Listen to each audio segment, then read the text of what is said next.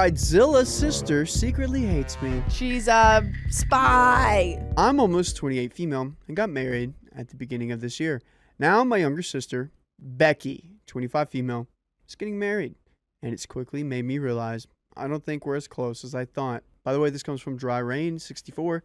If you want to submit your own stories, go to the r/OKStorytime subreddit. We'll try to give our best advice, but we haven't experienced most of these situations ourselves.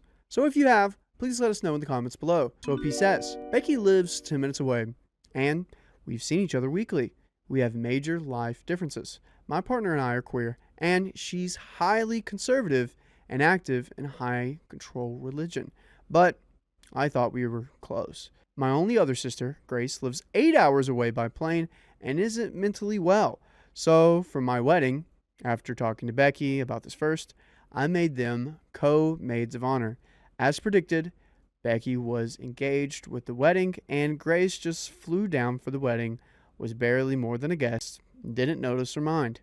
Now Becky is getting married, and I'm realizing I think not only does she disagree with my lifestyle and choices, but I almost feel like she either dislikes me or is ashamed of me. At her engagement party, I met at least 2 people, one of whom Becky herself described as her mentor and spiritual mother, who, when asking me how I knew her, responded that they didn't know Becky had any siblings. Wow. That's heartbreaking to learn as like if I was meeting people that were supposedly important to my sibling and they didn't even know I existed. Once is weird. Twice in a night made it clear my partner and I weren't welcome. Yeah, and this is going to be, if you have different, lifestyles and you're going into one lifestyle that's a little bit harsher on other lifestyles, there's gonna be a lot of resistance and tension. Yeah. For a wedding, she wants to pick out what I want to wear. Fine, normal enough. She gave me a list of like 165 dresses I could choose to buy from, except none of the dresses are in the same style or general color palette. It's so broad, it's almost like she just wanted to make sure I didn't wear anything that I normally wear, which isn't immodest in any way, but certainly isn't conservative trad wife, which her community prefers. At our wedding, we sent a color palette of 6 color options and let our wedding party wear whatever they felt great in. Becky was the only one who chose an outfit outside of those requested colors. In any other case, I'd be like, okay, she's the bride, whatever, except she's not asked me to be the maid of honor.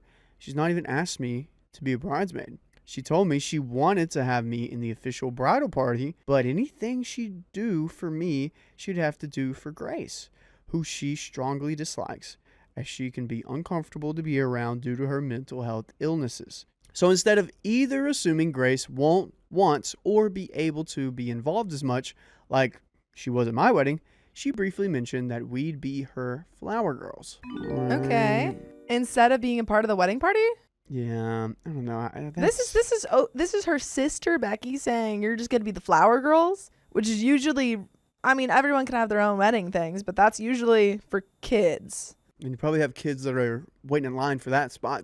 There's probably little girls that really wanted that position. Yeah, Angie never got picked to be a flower girl, and she's pretty I. upset about it. I didn't have any family members that I was close married. enough to get who were getting married. That didn't have closer, little girls. I know this is a fun trend recently to have older adults be flower people, but I am a history educator, and if you knew me, you'd know I'm not someone who'd strike you as being fun or cute to do that. I'm already struggling with feeling insulting and humiliating to make me and my mentally unwell older sister be flower girls. But the demand is also still go to all the events and have to buy a new dress that she controls is pushing me over the edge.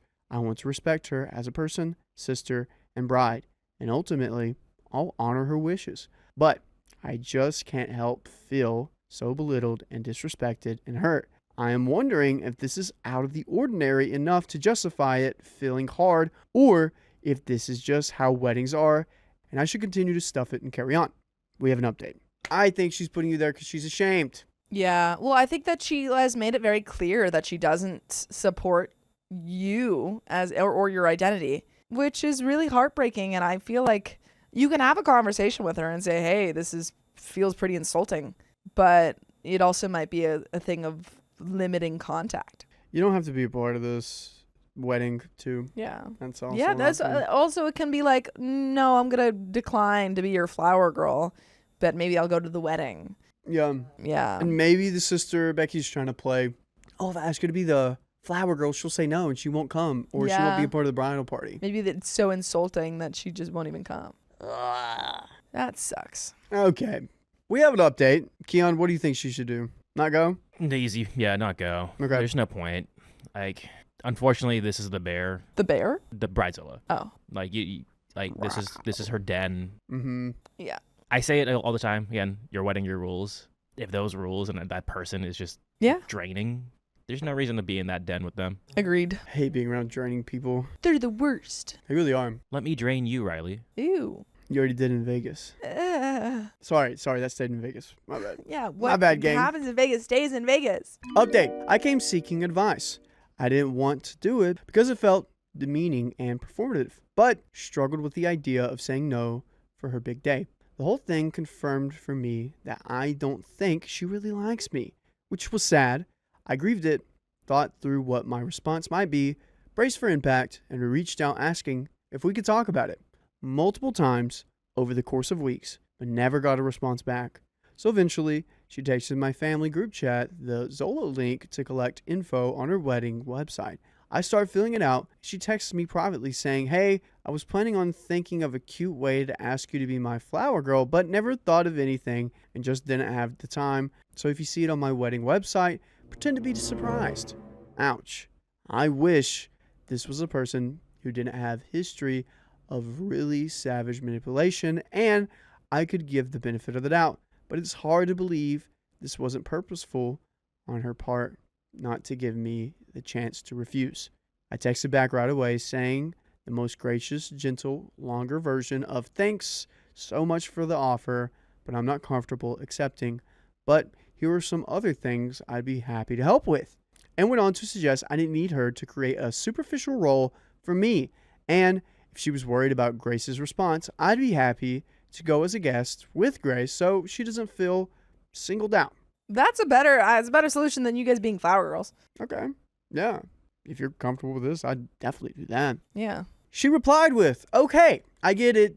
Thanks for letting me know. And went on to make it sound like she was relieved to have the out, which I believe was Becky's plan this whole time. Yeah, but I feel like she's still gonna make a problem out of it. Even though her plan worked? I don't know what she's up to.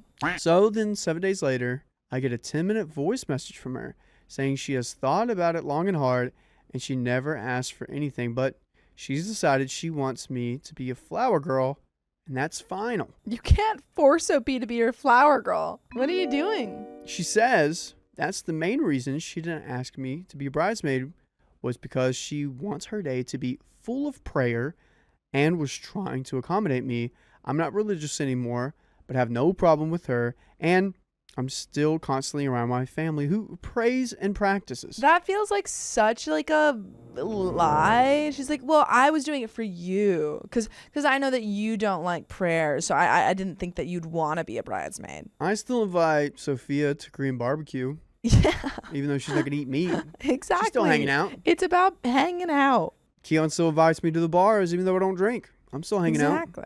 That's right. And she goes on further to say the only possible reason I could have for declining is if I can't really stomach being around prayerful people. And if it's the case that I simply don't like her or her Christian friends, demanded that I say that that's the reason then. It's crazy that she's like reaching this hard when it's just so obviously that OP feels offended that she's not a part of the bridesmaids. Sister, this is not sisterly love. Yeah.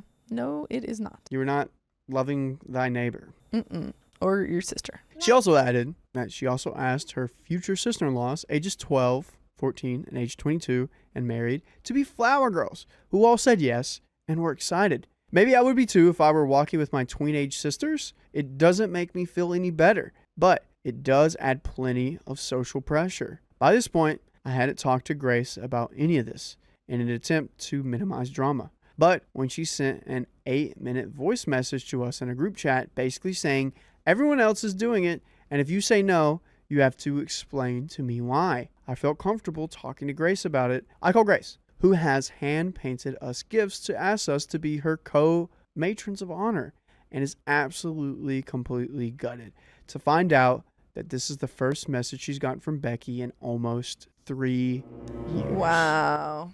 Ugh. Wow. So she's bringing in people. Wait. Who got the message 3 years ago? Or So after 3 I think years? Grace she hand-painted us gifts to ask us to be her co-matrons of honor, and she now realizes that she's a flower girl because Becky hasn't talked to her in 3 years. Dang. She hand-painted them. Yeah. No, there's not much of a relationship there, it seems. As we're talking, Grace checks the website to see that in the last 6 days since I gracefully but firmly declined, she left my name up as a flower girl on her public website. At first, if she'd sat down with me and said, I don't see you in my wedding party, but it would mean the world to me if you consider this role. I know it's non-traditional, but I mean it to be different, not offensive. So what could we do to make it that way? I was prepared to make some suggestions and get over one uncomfortable day. But at every turn, she seems to be underscoring how little she respects or cares about me, and that this role really is to get us the social credit of having us technically in the wedding. That's exactly what it feels like. This makes no sense. Just don't ask them to be in the wedding if you want to go like through be this. straightforward. Don't do all this manipulative stuff. And then flip it around and be the victim. Yeah, and then blame them. I felt like my only options were to lay low and to go with it, or to absolutely blow things up by saying no. And she definitely made sure one path was far easier than the other. I told her I needed a few days to think on it before texting back, which I did. Unfortunately, this type of manipulative, unkind behavior has been an ongoing issue in our relationship for years and hugely impacts our family. Now that I'm married, I don't want to subject my own family or my future kids to this type of behavior. After thinking on it, I felt like if I bended here, it would never get any better. So I held my ground and said no. I think that's good. I think you need to respect. I think you need to create your own boundaries, and she should respect them. She should. This sisters, man, am I right? Hey, what are you gonna do? Get rid of them. No. Maybe this one though. Yeah. I said I want a relationship where we can love and respect each other and our choices, even the ones we don't agree with.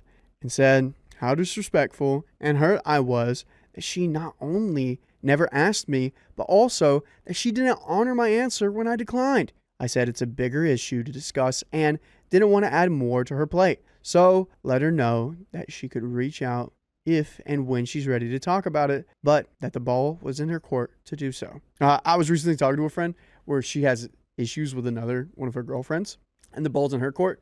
It's going to stay in her court. She's done with the friendship. She's not going to do anything. I feel like Becky here, okay, good, it's in my court. I'm going to keep the ball. She's not gonna pass that ball, and you don't want her to pass that ball. I think can we're keep done it. here. Yeah, she can keep that ball. It's so hard when it comes to family to call it quits. Yeah. When you know it needs to be quits, but you want to she be like, already I'm hasn't here talked. for you. Yeah, she already hasn't talked to the other sister for 3 years, so clearly she's the one calling quits on this Look it up. family. I think you should pull up and be a flower girl, but have a flower truck too, and just Be the best flower girl you Yeah. can be. Like be like the center of attention. Don't Yeah. really do that, but do it, you know? give everybody prayer cards. Like have you seen those people on like Nurses. God bless. have you seen like the male flower girls who come in with like Yep.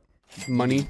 but they also like have roller skates on and they're like just like Oh, that's fun. Yeah, just totally upstage her. do it. Why not? You said I could be a flower girl. You didn't say how to be a flower girl. Yeah. Yeah. Joke's on you. And I finished by saying that when and if how that conversation happens will not impact my eagerness to celebrate and support her, and send it over a list of 22 other things I offered to do instead. Clean her house on her honeymoon so they can come home to it nice, covering delivering meals for the first 3 nights home after the honeymoon, sanction off part of our spare room as wedding storage so that she doesn't have to live with all the stuff that accumulates. Reserve our guest bedroom for the weekend in case somebody they love is able to come last second but isn't able to find any accommodations, etc. By the way, you can be accommodated with your favorite podcast on your favorite podcast platform. Just search up OK Storytime on Apple, iHeartRadio, or Spotify for endless days of content.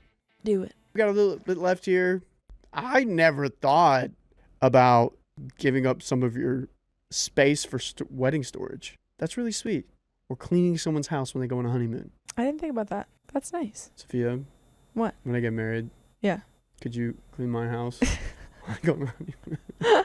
I'll pay for someone to come clean your house. All right. That's fine. Bet. I could probably clean it myself. It's not bad. Depends on how big the house is. 10 bedrooms. 10 bedrooms? You living in a mansion? I'm going to have kids. Dang, man. How many kids? 9? I don't know. Jeez. 6. Jeez. Probably 4. Probably 4. On Adopt down. a few. Pick some up off the road. Pick some up. Hey, you're pick coming with some me now. Hey, But you my kid. mom! Don't care. No. You're mine. You're my kid now. Yeah, you can do that. You can do that if you got good milk. Huh? Remember that story? Yeah, that was crazy. It was wild. Which story? You missed it. You missed it. You don't even want to know. You What- don't want to know. You What don't about wanna milk? know. I'm lactose intolerant. Want to know. OP continues. She hasn't responded yet, but she has told literally everyone we know, who are all now calling me to explain why I won't do this one simple thing for her.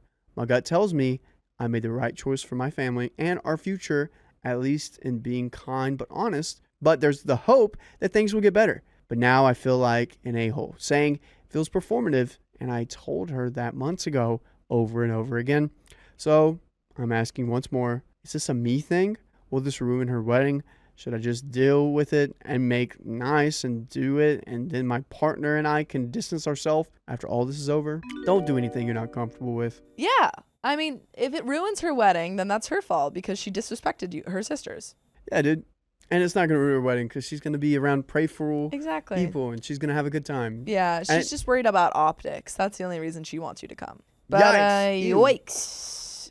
We got another story coming up, though, and I need to run to the bathroom. Bye. I refuse to take my stepniece on a trip because of her parents' behavior. If they don't deserve to go, neither does she. I, 35 female, live and work abroad, but am from the Midwest. I grew up with my brother Jason, 43 male, and our parents, 70s. We were working class, had what we needed, but weren't well off by any means. By the way, this comes from F you, Jenny. And if you want to submit your own stories, go to the r/OK Storytime subreddit. Only if your name is as cool as that Yeah, one, though. yeah. When I was in high school, Jason married Tiffany, 40 female, a hot mess of a person who was a heavy drinker and a partier. She was gorgeous, though, and my brother is a dweeb, to put it nicely. They had 3 kids, Jace, 19 male, Jeff, 17 male, and Hannah, 12 female.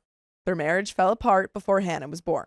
They tried working it out, but ultimately divorced, with Jason working constantly while splitting custody 50-50 with Tiffany, who received child support and alimony as a former stay-at-home mom. Jason then started dating Jenny. There she Aha, is. we found her. F you, Jenny. 43 female. I liked her initially. She wasn't a complete smoke show like Tiffany, but she was kind, educated, and had a good job. Much better match, I thought. Jenny got pregnant fairly quickly with Daisy, 10 female, and they married. Around this time, the older kids started refusing to go back to their moms because Tiffany was always drinking and having random guys around. Yikes. All 3 moved in full-time with Jason and Jenny, and Tiffany eventually left town entirely. Here's when things went sideways. Jenny completely changed after becoming a stepmother to 3 full-time kids, plus having her own baby. She quit working, but declared she was only a stay-at-home mom to her kid. No. Once you get married to someone who has kids, Yeah. you got to be ready for those all to be your kids, especially if the mom isn't in the picture. Yeah. Also, like, if you are a stay-at-home mom, most of the time when they're not at school, what that means is, like, you're cooking for the family. Or Yeah. you're cleaning stuff. So what is that? What is she How doing? are you only a stay-at-home mom for one kid, though? Like, are you not going to clean 75% of the house or something like that? She Like, only picks up after her kid. And Yeah. she only makes food for her kid. And the rest of Yeah. the kids, she's like, sorry. you're on your own. Not my children. Yeah. Despite Jason working 70 plus hours to make ends meet and Jenny's parents helping financially. Dang. Yikes. So he's paying for all of the kids. And she's like, well, I'm only going to care for one. And she's like, well, that's your choice. You Yeah. didn't have to do that. I didn't force you to do any of this. Yeah. She controlled the money and created a clear hierarchy. Jason, Jenny, and Daisy operated as one family unit. going to dinners, events, and vacations while leaving the older 3 at home. I thought this was disgusting and said so, but Jason just said his divorce had broken him emotionally and he'd do anything to keep Jenny happy so this marriage would work. 10 years ago, I was younger, broker, and frankly dumber, so my attitude was more, my brother sucks as a dad, but I live on another continent. All I can do is support the kids. Not great, and I'm disappointed in myself looking back on it. I really did my best to step up when they refused to pay for Jace to learn driving, even though Jenny wouldn't drive the kids anywhere. My mom taught him and I bought him a used car. Good on you. That's good. We had to shame Jason into putting Jace on his insurance. And he makes Jace pay for it. You suck as a father. Oh my Yikes, gosh. dude. Same story with Jeff. They share the car for all the kids' activities. My wife and I were child-free, made the older 3 kids our sole beneficiaries after learning that Jenny and Jason plan to leave them only the bare minimum, with everything going to Daisy. Oh my Literally, this God. guy should not be a father. No. 6 years ago, after we married, we started taking the older kids on annual trips when we visit the US. Nothing fancy, we're well off, but not billionaires. Just week-long trips to Florida, Utah, California. They're outdoorsy kids and have a blast every year. We time these trips when Jason takes Jenny and Daisy on their own vacations, so there's no conflict. This year, we planned a fall trip to Maine instead of our usual summer vacation because Jace got an internship. When I told Jason the dates, he said, we need to start including Daisy. And then I literally would just go, oh, then you need to start including your own kids on your trips that you go on. Yeah, what? Jenny's parents made bad investments and can't help financially anymore. That sucks. I'm not surprised. Jenny's looking for work, but since her parents always funded their trips, they can't afford one this year. Here's the brutal truth. Even if everything were fair, I wouldn't want to take Daisy. She's a huge brat. Spoiled, mean, and constantly bragging about things she gets that her siblings don't. She once told me the older kids weren't her siblings. They were Tiffany's kids, which you know her mom is telling her. Oh, of course. Which is so sad because this kid is just being brainwashed into hating her other siblings. Right. I mean, like earlier you said that he can't be that good of a parent to Daisy either. And like, yeah, It's clear that he's not. right. I mean, with doing all of this stuff and that separation, it's not just bad because he's neglecting. It's bad because he's also spoiling this kid. She throws toddler level tantrums on holidays if she doesn't get as much and more than the other kids. Years ago, she told my wife and me we were going to heck, which Jenny barely disciplined her for because Jenny is telling her these things. Yikes. It's like, of course, her mom is not going to discipline her for this. Of course. Because she's the one encouraging this behavior. Yeah. I mean, like, what? No kid just says, you're going to heck. Yeah, because Unless the like they parent got says something. like more toys than you or more like snacks. I don't know. Like that's not something that kids learn on their own. Nope. Since Jenny waits on her hand and foot, she's also a complete slob. How old is Daisy by now? I'm wondering. I'm wondering too. I feel terrible saying this about a child, and I hope she grows out of it, but there's no way I want to take her on vacation. When I told Jason we couldn't handle all 4 kids and would stick to just the 5 of us, he suggested Jenny could come help. Absolutely not. Or our mom could join. She's getting a hip replacement next month and doesn't want to go. Plus, we'd need a bigger car, probably 2 cars, for a road trip with that many people. And honestly, I don't want to. At the end of the day, yeah, I just don't want to. We could make it work. Yeah. But I just don't OP's want like, to. we could afford it. We could make it work. Yeah. I just hate this kid. Yeah. Since Jason couldn't convince me, they've started shaming us online. It's working with their friends and Jenny's family, though even my dad told me to stick to my pew-pews. But then my wife came to me with a hard question. Are we even better than Jenny if we're favoring some kids over another just because we don't like their mom? Before we were evening things out, but now we're obviously favoring the oldest 3. She said it's my family and my decision, but asked me to think about the long-term health of our family relationships. My gut says take just the older 3, but Daisy's only 10. Okay, so Okay. I don't know how old the older 3 are now. I don't know either. One of them's old enough To drive. Yeah, and have an internship. Yeah. So, I don't know. She's not to blame for her parents' behavior. Would it make me an evil aunt to leave her out? And there is an update, folks. A quick clarification. Daisy isn't constantly some Veruca Salt-esque monster child. She can be a brat, but she's also funny and caring. She's the only grandchild who has stuck with the church choir that my mom runs, even though I don't think she loves it. Also, she always calls my wife and me on our birthdays, and when their dog was too old to go upstairs, she brought her mattress downstairs and slept next to her every night before she passed away so she wouldn't be lonely. Oh. People aren't cartoon villains, and please stop attacking a 10-year-old. I mean, OP, you literally said that you kind of hated this 10-year-old. Yeah. You're like, this 10-year-old sucks. Right, And then right. are surprised that everyone is attacking this 10-year-old. Yeah, so it's like Yeah. good thing that you added those in there because that Yeah. last part is actually really Yeah. sweet. No, I But- think it's important. But yeah, I mean, like, what do you expect from the internet? Yeah. Sorry, I didn't reply to direct messages. I didn't feel comfortable doing that. I don't know if that account people were messaging me was Jenny's, and I honestly wouldn't change anything. I did change some small details for anonymity, and it would be a shame if there's more than one person out there like her. Just a reminder that I live half the world away, a 15-hour minimum plane ride. I can't just pop over, and there are time zone issues. I also do well for myself, but don't have unlimited money, so stop telling me to take Daisy on trial trips and buy a 4-bedroom house for the oldest 3 to live in, lol. Whoa. Keep in mind, I live in remote, mostly rural areas, not bustling metropolises with vibrant expat communities and international schools. It's the nature of the job. I worked hard for it, and it's not conducive to having kids or young adults living with me. I'm not a messy person, and I don't do social media drama, so I've been ignoring Jason and Jenny's little vague booking campaign. I wasn't even going to update until I got some background information. But basically, I got a call from my brother last weekend. It was Daisy crying, telling me she would be good and she's sorry for being bad, that she wants to go on the trip and promising she'll be quiet and not say anything rude. It was heartbreaking. Her parents are so bad. I know. She was saying she was going to find a way to show me, my wife, and her parents that she was good and not a bad person and everything would be okay. Aww. I tried calming her down and assured her that both her aunts love her very much and don't think she's a bad person at all. My brother took the phone and said, "See what you've done?" Oh my God, wait, no. No. Was he just manipulating? No. Did he Yikes, go to dude. little freaking Daisy and say, "Your aunt thinks you're a terrible person. She hates you. And that's why you're not going on the trip. Go tell her you're upset about that."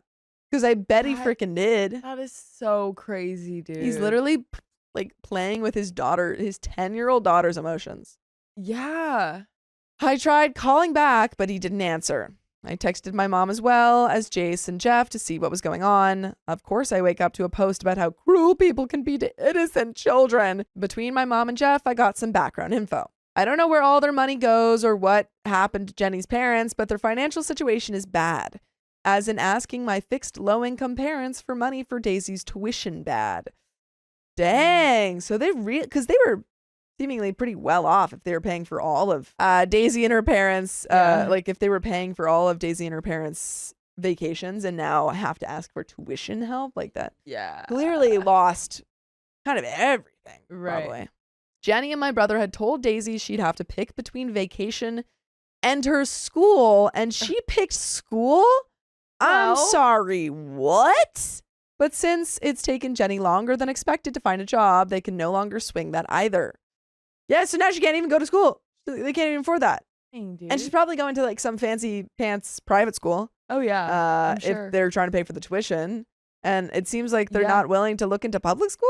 Well, I'm wondering. I thought the tuition was talking about college fund. Jenny's 10. Well, I know, but like for future, I just I don't assumed, think so. guess. I could be wrong. I think they're just talking about like her school. Oh, it's like tuition. current school. Yeah. Dang. I know you all think she's a little demon, but my heart broke for her with that. And yes, I'm not getting into it because I'll rage for too long, but the older 3 have always gone to public school. I freaking called it. I do think it was Jenny's parents paying the tuition though. According to Jeff, Daisy is getting older and having more of her own opinions. And Jenny doesn't like that. Yeah. When she found out she couldn't go back to her school, she asked about a trip. And my brother told Jenny I had said no. She told Daisy she couldn't go because she was bad. Yep. Call that too. Dang. Heartbreaking and just A+ parenting all around. By the way, we'd give you an A+ if you listen to full episodes of stories just like this. Just go to Spotify, Apple Podcasts, or iHeartRadio and search up OK Storytime. But there is a little bit left to this story. Any final thoughts?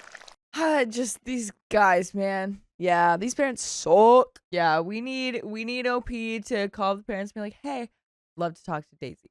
And then tell Daisy, hey girl, that's not true. Yeah, say like the only reason, you haven't been going on these trips before is because your parents didn't want to bring your siblings. Yeah. And so I want to do something special for them. And then I think that you should. I honestly think that you should take her. For sure. I think that if her other siblings are like, oh, why are you inviting Daisy? Blah, blah, blah. It's like, you guys are siblings. Yeah. I don't think this is the end of all of this. Jeff needs to be more discreet, but he told me Jenny was losing it because of Botox and Ozempic withdrawal. Oh my Jenny god. sounds like a nightmare. He did say the house wasn't as bad as you think. She mostly ignores them and continues that pattern. He works, and Hannah has spent most of the summer at her best friend's house. One quick thing. I know everyone is worried about my nephews and niece and think they live horrible, miserable lives, and this vacation is the only bright spot of the year. Yes, their lives are completely unfair, and I feel awful for them, but they are happy kids. From what Jace has told me, since Jenny had Daisy, they've always kind of treated her like an eccentric roommate that their dweeb of a dad is sleeping with.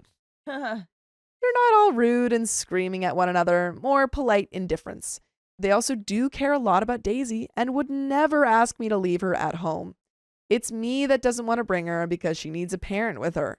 And as Drill would say, I would face God and walk backwards into heck before I ever invited, much less paid for Jenny to come with us. I don't think she does need a parent with her. Why does she No. need a parent with her? If Jenny says I need to come along, say, oh, sorry, I can't afford it. I'll take Yeah. Daisy, but I can't afford to bring you guys along. Yeah, exactly. There you go. Yeah. There you Sorry, go. this is aunt and nibblings only. Yeah, Yeah. exactly. No mothers allowed. 'Cause you Right. suck. My brother's biological father wanted to see him, but I won't allow it. Stop! In the name of love. My little brother Peter is about to turn 14. I, 30 male, have been taking care of him since he was 7, and before that he was living with our grandmother. Our mom has never been in his life, and he's only recently seen her for the first time since he was born. By the way, this comes from user Spirited Shelter 4655. And if you want to submit your own stories, go to the r/OK Storytime subreddit. I'm Dakota. I'm Keon. I'm Carly. And OP says, he's told me that he never wants her back in his life, which is more than fine by me. His father, David, mid-30s, early 40s, has also never been in Peter's life. He left our mom when he found out she was pregnant, and she was still married to my dad at the time, and moved about 3 states away to start a new life with a new family. From what I know, he has a few other kids and has been married to his current wife for over 10 years. For context, Peter is aware of both of his parents being estranged, but me and his grandma and everyone else who had a hand in raising him have worked hard to give him a good life. He's a good kid, has always had decent grades, he's sort of popular at school, and he even has a girlfriend. I seriously want nothing more out of him than to just be himself and not do anything stupid like me when I was his age. Yesterday, while Peter was at school, there was a knock at the door. It was David, and I instantly recognized him because he was a friend of the family for years, since I was a kid. I have no idea how he got my address since, again, he lives a few states away, but I'm guessing it has something to do with a relative of mine. Peter's birthday is in 4 days, and David said he was in our town for business, so he decided to stop by and see Peter for his birthday. Is that a coincidence? That's Is that a coinkadink? You didn't think of stopping by at all for the last 14 years, maybe? I'm 3 states over now, and I'm in the town, and I think I gotta say hi to my son. My estranged son, who That I I've haven't- never met or that spoken I've to. really talked to at all. But I guess it was, did he leave because it was a product of an affair, I guess? Because it said that when Peter was conceived, OP's mom was still married to her husband. So it might be like a shame. There's a lot of missing situation. context from all that, mumbo jumbo. But all we know from the context we got is that you haven't seen your son for pretty much the entirety of his life. Yeah. I asked how he thought I would be okay with him being anywhere near my little brother. And David was saying something about how his second oldest son just celebrated his 11th birthday, and he was feeling bad for not giving his oldest the same attention. When I told him that wasn't happening, he understood, but he still wanted to do something for Peter. So he handed me a blank check, and he told me to spend it on something that Peter will absolutely love and to give him a fun birthday party. I didn't think he was being condescending or anything until he asked that I tell Peter that everything I buy was from his dad's money. So I gave him back the check and removed him from my house because F that noise. You're not going to buy your way into your son's life, dude. He looked pretty upset about it, and he quietly left. I found the check in the mailbox later that afternoon. I ripped it up and threw it away. Just thinking about it pisses me off at this point. Why would he want to do this now, all of a sudden, after missing out on Peter's whole life? He wasn't there for my family when Peter was a toddler and he had to get stitches in his head after running into an open door, skill issue. He wasn't there when Grandma had a heart attack. He wasn't there when I was living out of a friend's van struggling to get my GED. When I mentioned it to people I know, their reactions have been mixed. Grandma especially says that I did the right thing and David doesn't deserve Peter in his life. My aunt, however, says that David does deserve a chance to be his dad because of all the years he's worked through the shame of how Peter was born. A few friends have also said that I should have taken the check and maybe add it to Peter's college fund, which doesn't have a lot right now. David was polite and all, and he looked successful, and he did seem like he regretted not being in Peter's life, but I still don't trust him. Money can't buy my respect. Either way, am I the a-hole? And there is an update. I think it's too soon to say whether you're the a-hole because you got to tell Peter about it at least. Again, this was like, I would have kept the check. That was probably the right move, and, you know, through all the emotions and everything. But again, a blank check is a blank check, and that can go to any fund for Peter, and it should have been Peter's decision. Like, if he saw, like, if he's like, oh, yeah, I want that, or, you know, I'll save it. I don't want to talk to the guy, but it's one of those things. It was technically for Peter. Yeah, I think there's a little territorialness. Well, that's okay, because OP has pretty much fathered Peter. Like, not necessarily fathered, but, you know, was the support system and always there for Peter. Was part of the upbringing. Yeah, so I get it. I totally understand. You're like, hey, you don't deserve to have Peter in your life kind of thing. You chose that path. But again, it's something that I think Peter's old enough to make a choice or, you know, at least have a say. Yeah. Update. A few days ago, I posted about my little brother Peter's bio dad coming by my house wanting to see him for his birthday, which is tomorrow. I refused and then found a blank check he offered me in my mailbox, which I threw away. I got some good advice about what I should do, and the majority of you suggested that Peter should at least be told that his dad came by. He's 14 in a day, so he's old enough to decide to meet his own father if he wants to. The other day, after he got home from school, we sat down during dinner, and I happened to let it slip. It was kind of like, oh, by the way, bro, forgot to tell you that some guy came over looking for you. When he asked who it was, I decided to ask him if I told him if it was his dad, would he have wanted to meet him? Peter kind of raised his brow and had this weird look on his face. But when I told him I was serious, he went quiet. Then he just shrugged and said it might have been cool to meet his dad, but he never thought his dad knew who he was. The big guys always thought that his dad was just a donkey that got our mom pregnant, and the moment he found out, he ran, which isn't entirely true, but also isn't entirely wrong. He asked what his dad is like, and I told him all that I knew about him.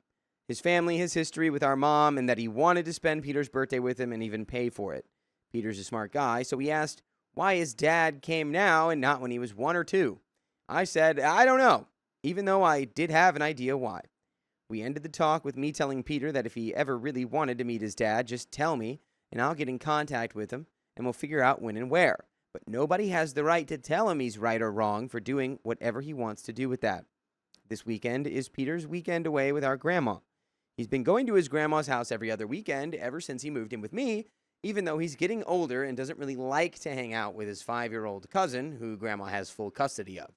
Then, earlier today, after he had been there overnight, he texted me that grandma was taking him to Great Wolf Lodge. So he came back to get his swimsuit. I asked Grandma if they were staying the night there, and she said yes, because Pete's always loved the Great Wolf Lodge and has been wanting to go back this summer. He looked excited, and Grandma looked happy to see him smile. Well, long story short, Peter texted me later this afternoon to tell me that his dad and his whole family were there waiting for him. Ambush style. Ah! Who spilled the beans on that one?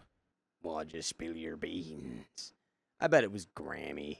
It was was. probably the guy David reached out to Grandma Well, and set this up. well, yeah, because Opie's like, how did he find us after all this time? It has to be someone close to y'all. Grandmama makes sense. I don't know, dude. Seems silly. I just hope it wasn't a surprise. Feels like it might have just been the surprise to OP. Peter was introduced to his dad, his stepmom, and all of his half-siblings today without me, and it was disguised as a birthday celebration. He had been texting me all day, and I was trying to call Grandma, but her phone was apparently on Do Not Disturb. I've been losing my mind all day trying to get answers, and when I finally got a hold of her, it was when she and Peter and his cousin were all heading home. Peter wanted to leave early despite the hotel reservations. He stopped texting me after a while, and she told me that we'll talk about it later. He came home a little bit ago, and he went straight to his room and hasn't been out since.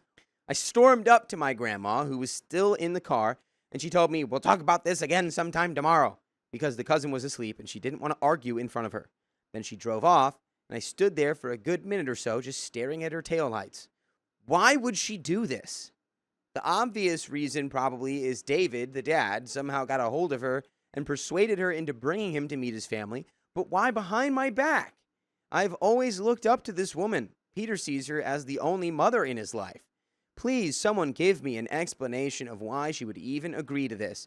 Just the other day, she was telling me the man doesn't deserve Peter. And now this? I managed to get Pete out of his room, but he's still pretty quiet. He doesn't really want to talk about it yet, and I haven't messaged Grandma or anyone about this until I hear her side of the story. For right now, we're spending the night playing video games, and him whooping me the only way he can. It's making him laugh, so that's cool. Also, to answer some questions, yes, David does pay child support, and he always has. I have full guardianship of Peter. Grandma had full custody of him until the court granted me guardianship, and that was after a medical emergency caused her to be unable to take care of Peter. And we have another update. Peter's birthday. I wonder who's in attendance. That must also, you take him to like one of his favorite spots, surprise him with not just if it was just his dad, I think that's one thing, but you surprise him with literally the full family is just that's kind of crazy. I don't know who said that's a great idea. That's a great idea for him to meet everybody. Yeah, he's not going to be bitter about that. He's going to be like, oh, hi, other family that he raised instead of me. I feel bad for Peter because Peter has had literally no real say on any of these decisions that have been made behind his back.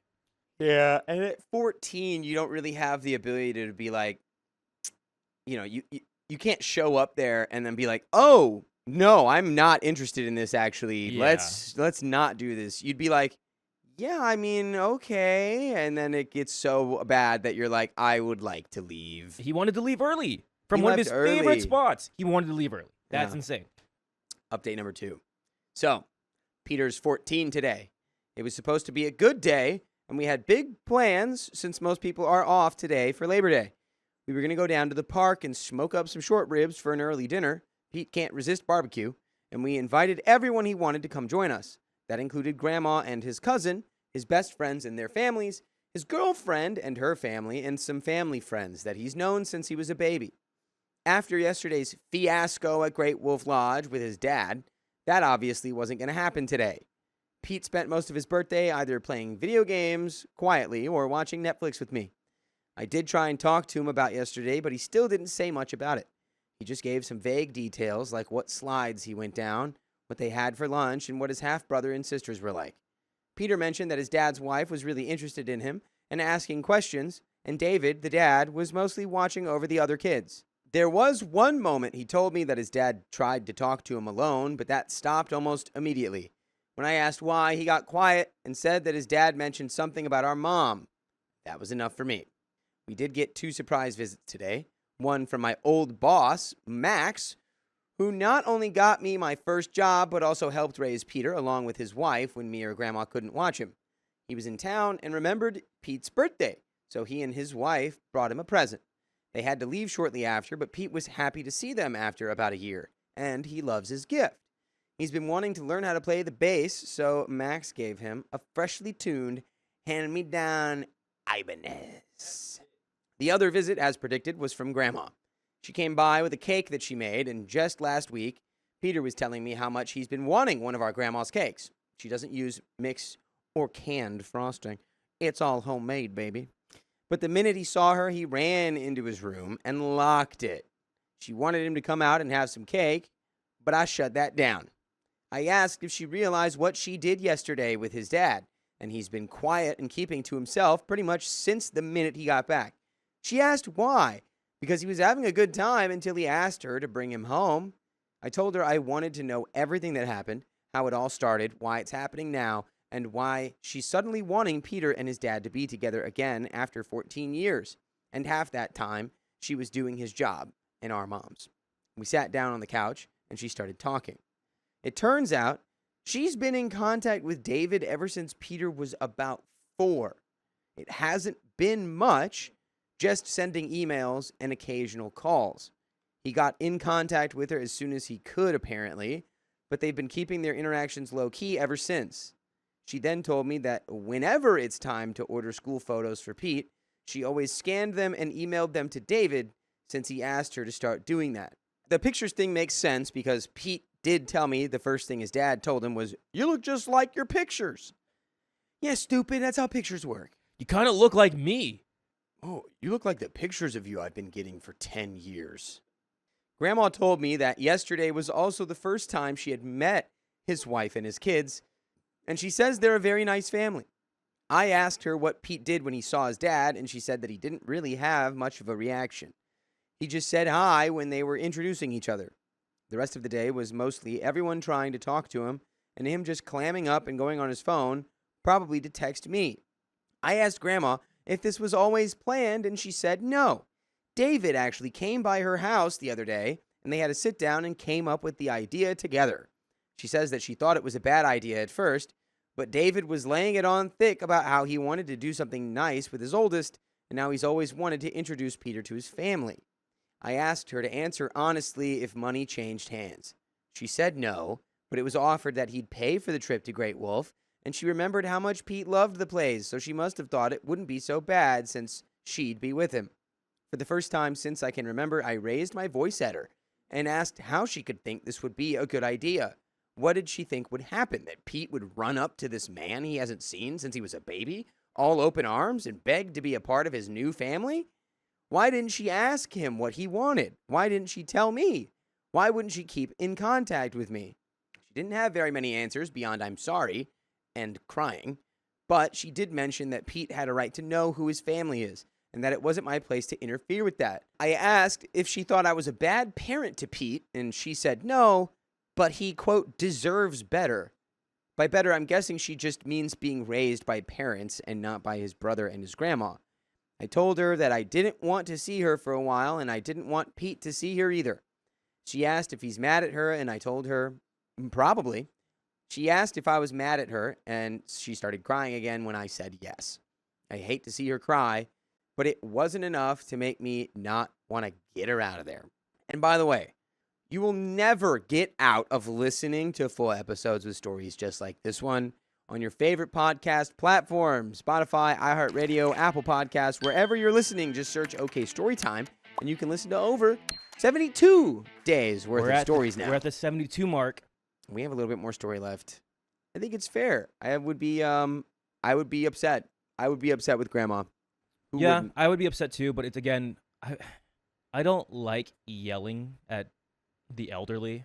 Yeah, I know it's out of the emotions there, and this is like one of those things like, hey, from here on out, especially because it seems like you guys are like a tripod, you, OP, Peter, and your grandma. You're like, hey, we just need to have a conversation about these kind of things. No more behind people's backs. This is like, obviously Peter is not okay. Yeah. He's not chill. He's not He's chill. not chill with it. He's gonna go play the bass. Yeah. Playing Some one nasty note. bass lines out of Yeah. this. Come on, man. Yeah. Let's finish this story. She left soon after, and as soon as she drove off, I called for Peter. He didn't come out immediately after, but eventually he did.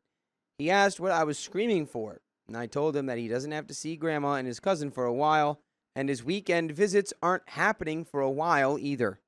He thanked me, and then I pointed out that he had a birthday cake to eat still, but he didn't want any. He just put it in the fridge.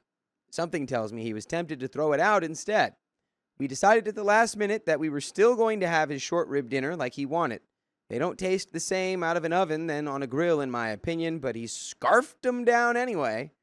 He said his friends and girlfriends still wanted to come by our house, but they made plans to get together on the weekend instead. We might just celebrate his birthday with everyone then. I guess it'll depend on how he feels. Thanks to everyone who's been showing support for me and Pete. I appreciate you all, and that is the end of that story. My sister had a meltdown at my workplace, so I told her to leave. I hope you don't work at the nuclear plant. I, female 26, was due to move into my student accommodation this weekend. I also work in a hotel in the city where my university is, and my sister's boyfriend lives here too. She asked me to book a hotel room for her on the staff rate. It's way cheaper. And I told her I would. By the way, this comes from user Zayatopia, and if you want to submit your own stories, go to the r/OKStorytime subreddit. I'm Keon. I'm Dakota. I'm Carly. We'll try to give our best advice, but we haven't experienced most of these situations. So, if you have, please let us know in the comments and give us your take. But if the room is booked under my name, I'm the one who has to check in, as the hotel is strict about the specific policy. Normally, even if the guest staying at the hotel calls us and tells us they would like their friend or family to check in for them, we deny this. It's not allowed. Also, because I chose to book the staff rate and not friends and family rate, I have to be the one spending the night in the hotel. She can also stay there as my +1. We booked for 2 nights, Friday night to Sunday morning. I was due to move in on Saturday. I decided on Friday night that I'd stay with my friend, as she has a car and could help me move stuff. I told my sister I would speak to my friends on reception and explained that I was busy with the move, so I'd arrive at the hotel on Saturday after my move was completed, and sneak out eventually to stay at my student accommodation. Since my sister was helping me with the move, she would have to spend Friday night alone. Because I'm friends with the staff, they allowed this as my sister checked in after my manager had clocked out. So, Friday, I stayed with my friend, and on Saturday, I completed the move. Although my sister was supposed to help me with my move, the reason she'd asked to have the hotel booked initially was because it was her birthday this week. She wanted to celebrate with some mutual friends and spend time at the hotel with her boyfriend. Saturday morning, when I went to my student accommodation, I couldn't check in as there was some delay with my SFE. It was their fault, not mine. I messaged my sister, who was getting ready to go out with her friends, then went shopping with my friend, who was, again, helping me move, and her mother for a wedding they are attending in a month. The road with all the wedding shops in the city is busy and has no service. I was unable to update my sister, and she was unable to reach me. By the time we finished shopping, I asked my friend to drop me at the hotel. I would then go to the accommodation tomorrow morning, it's a 5-minute walk from the hotel, and see if I can sort something out. She dropped me off at the hotel, but I left my phone in her car in the process. I collected the room key from reception and messaged my sister from my iPad, telling her I was at the hotel and didn't know what to do or where to go. She was out with her friends celebrating and immediately messaged me back, super defensive, saying I was invading her personal space with her boyfriend and ruining her birthday by dumping my problems onto her. Girl, be so for real. That was not that much. That was a simple clarification, right? Am I wrong in that? No, and again, hey, whose job is this? Whose hotel room is it under? Who works here? Who's hooking you up right now? The least you can do is give me just a little bit of communication. I reminded her several times about our agreement before, that the hostel staff had to watch me check in so it wouldn't reflect badly when I returned to work. But my sister was thinking only about her weekend and her ruined plans, so she wanted me to get out of the room immediately. This is where I lost my temper because she was not being understanding at all. I cussed her out and told her if she wanted to spend quality time with her boyfriend so badly, they can book another place, and I would return the money she lost for not staying in the room for one night. We decided to talk when she was done with dinner. I smoked, chilled out, and was starting to see her side. I was looking to book another alternative place for myself after she returned. When she came back, she brought 2 of our mutual friends with her. When I saw the 3 of them walk into the room together, I was already annoyed. We already argued by text, so I didn't understand the need to bring in an audience. Because of this, we argued again when she got there. To top it off, one of the other girls tried to get involved, and I told her to respectfully shut up and butt out, as this has nothing to do with her. Then there was a knock on the door, and it was a friend from reception. He took me out of the room and said that when my sister returned to the hotel room from dinner, she shouted at a girl from reception for even giving me the keys in the first place, when the room was booked under my name. LMAO. Come on, man.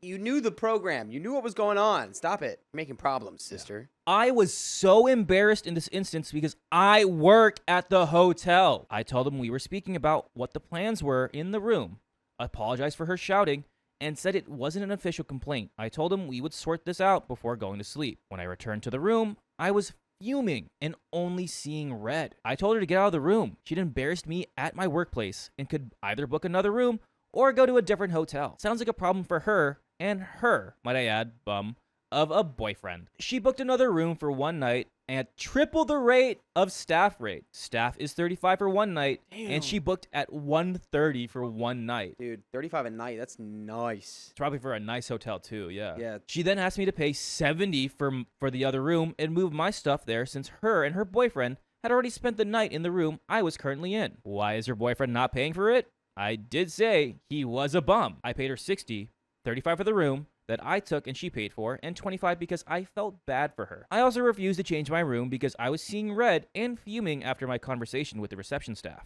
I slept on the sofa bed because her boyfriend and she had already used the bed. But I did not want to move rooms because I wanted to be petty. Anyway, she packed her things and went to stay in the other room. Now, it's the next day, and although I know I went too far, I don't really regret it. She's currently in the room with me as I managed to extend my booking, but she's planning on going to see her boyfriend and stay with him when he finishes work. We haven't spoken about what happened, although we've talked a little about regular stuff. Tension is very high in the room right now. What should I do? What do you guys think? Am I the a-hole? And we have an edit. I should add that my sister did offer to pay for my train or Uber back to my friends, but I refused because my friend lives in a difficult location. And we have some comments. I mean, like you said, you wanted to be petty. Now, the tensions are high. I mean, like, I think just maybe don't offer this again in the future. Afterwards, I think it's easy to talk about like the virtues of like turning the other cheek or like being a bigger person or like letting things go, but it's like in the moment it can be really hard. Also, it's a sibling thing. Yes, I know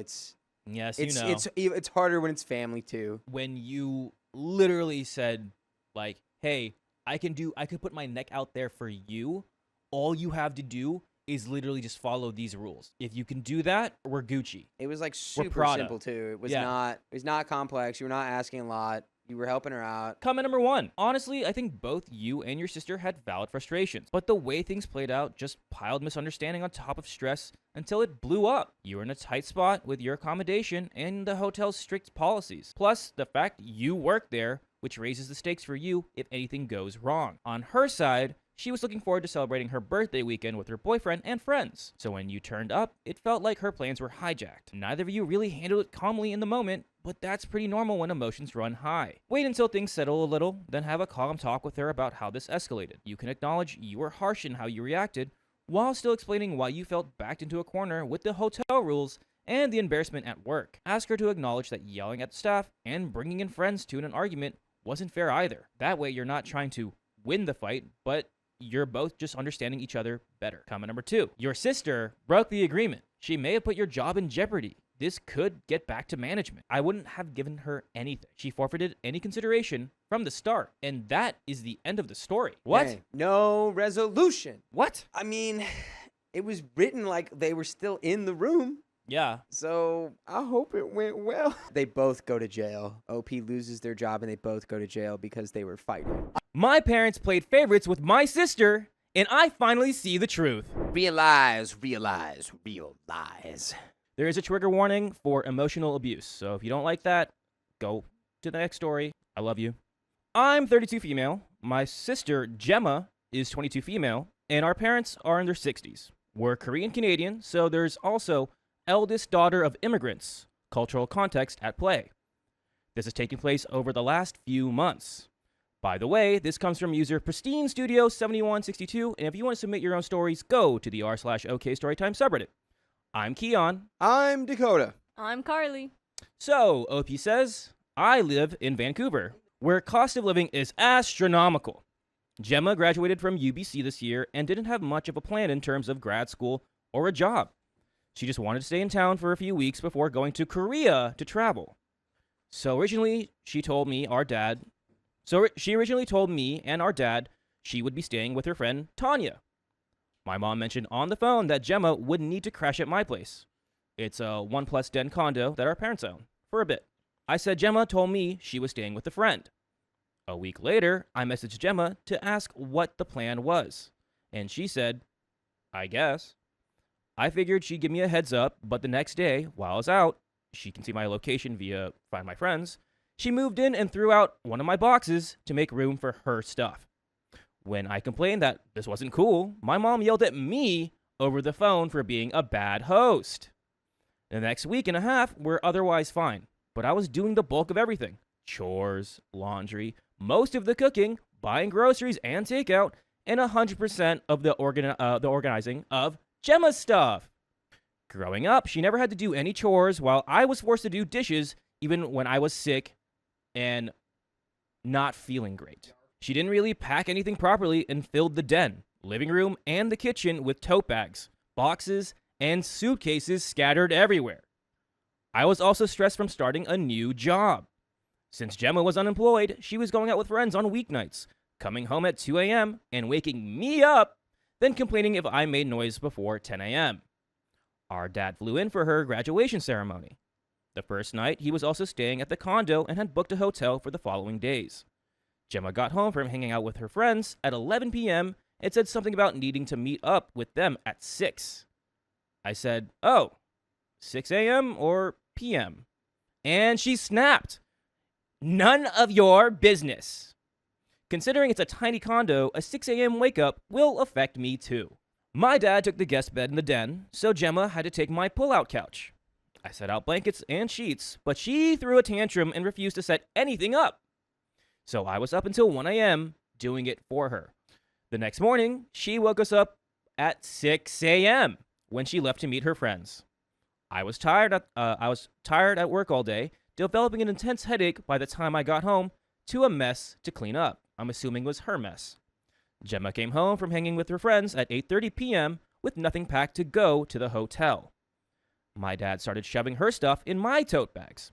I lent her my new suitcase, and she threw another tantrum at the both of us. Then the two of them left. Originally, I said I'd pick up graduation flowers for her. At this point, my head was pounding. There was a huge mess at home to clean up, and Gemma hadn't even told us what time to show up for graduation the next day. So I might be a bit of an a-hole here, but I texted at 9 p.m. expressing annoyance that I was constantly having to think about ways to make everyone else's lives easier, and I was disappointed to not be treated with the same care. I finished the message asking which outfit she decided on and what color flowers I should pick up. She messaged back that I was annoying for being in her business and to forget it. I woke up early the next morning. I still bought flowers and Ubered to her graduation. I took a day of PTO and brought my DSLR camera to take nice photos after the ceremony. I ended up spending the whole afternoon doing that and was exhausted, experiencing back pain by the end.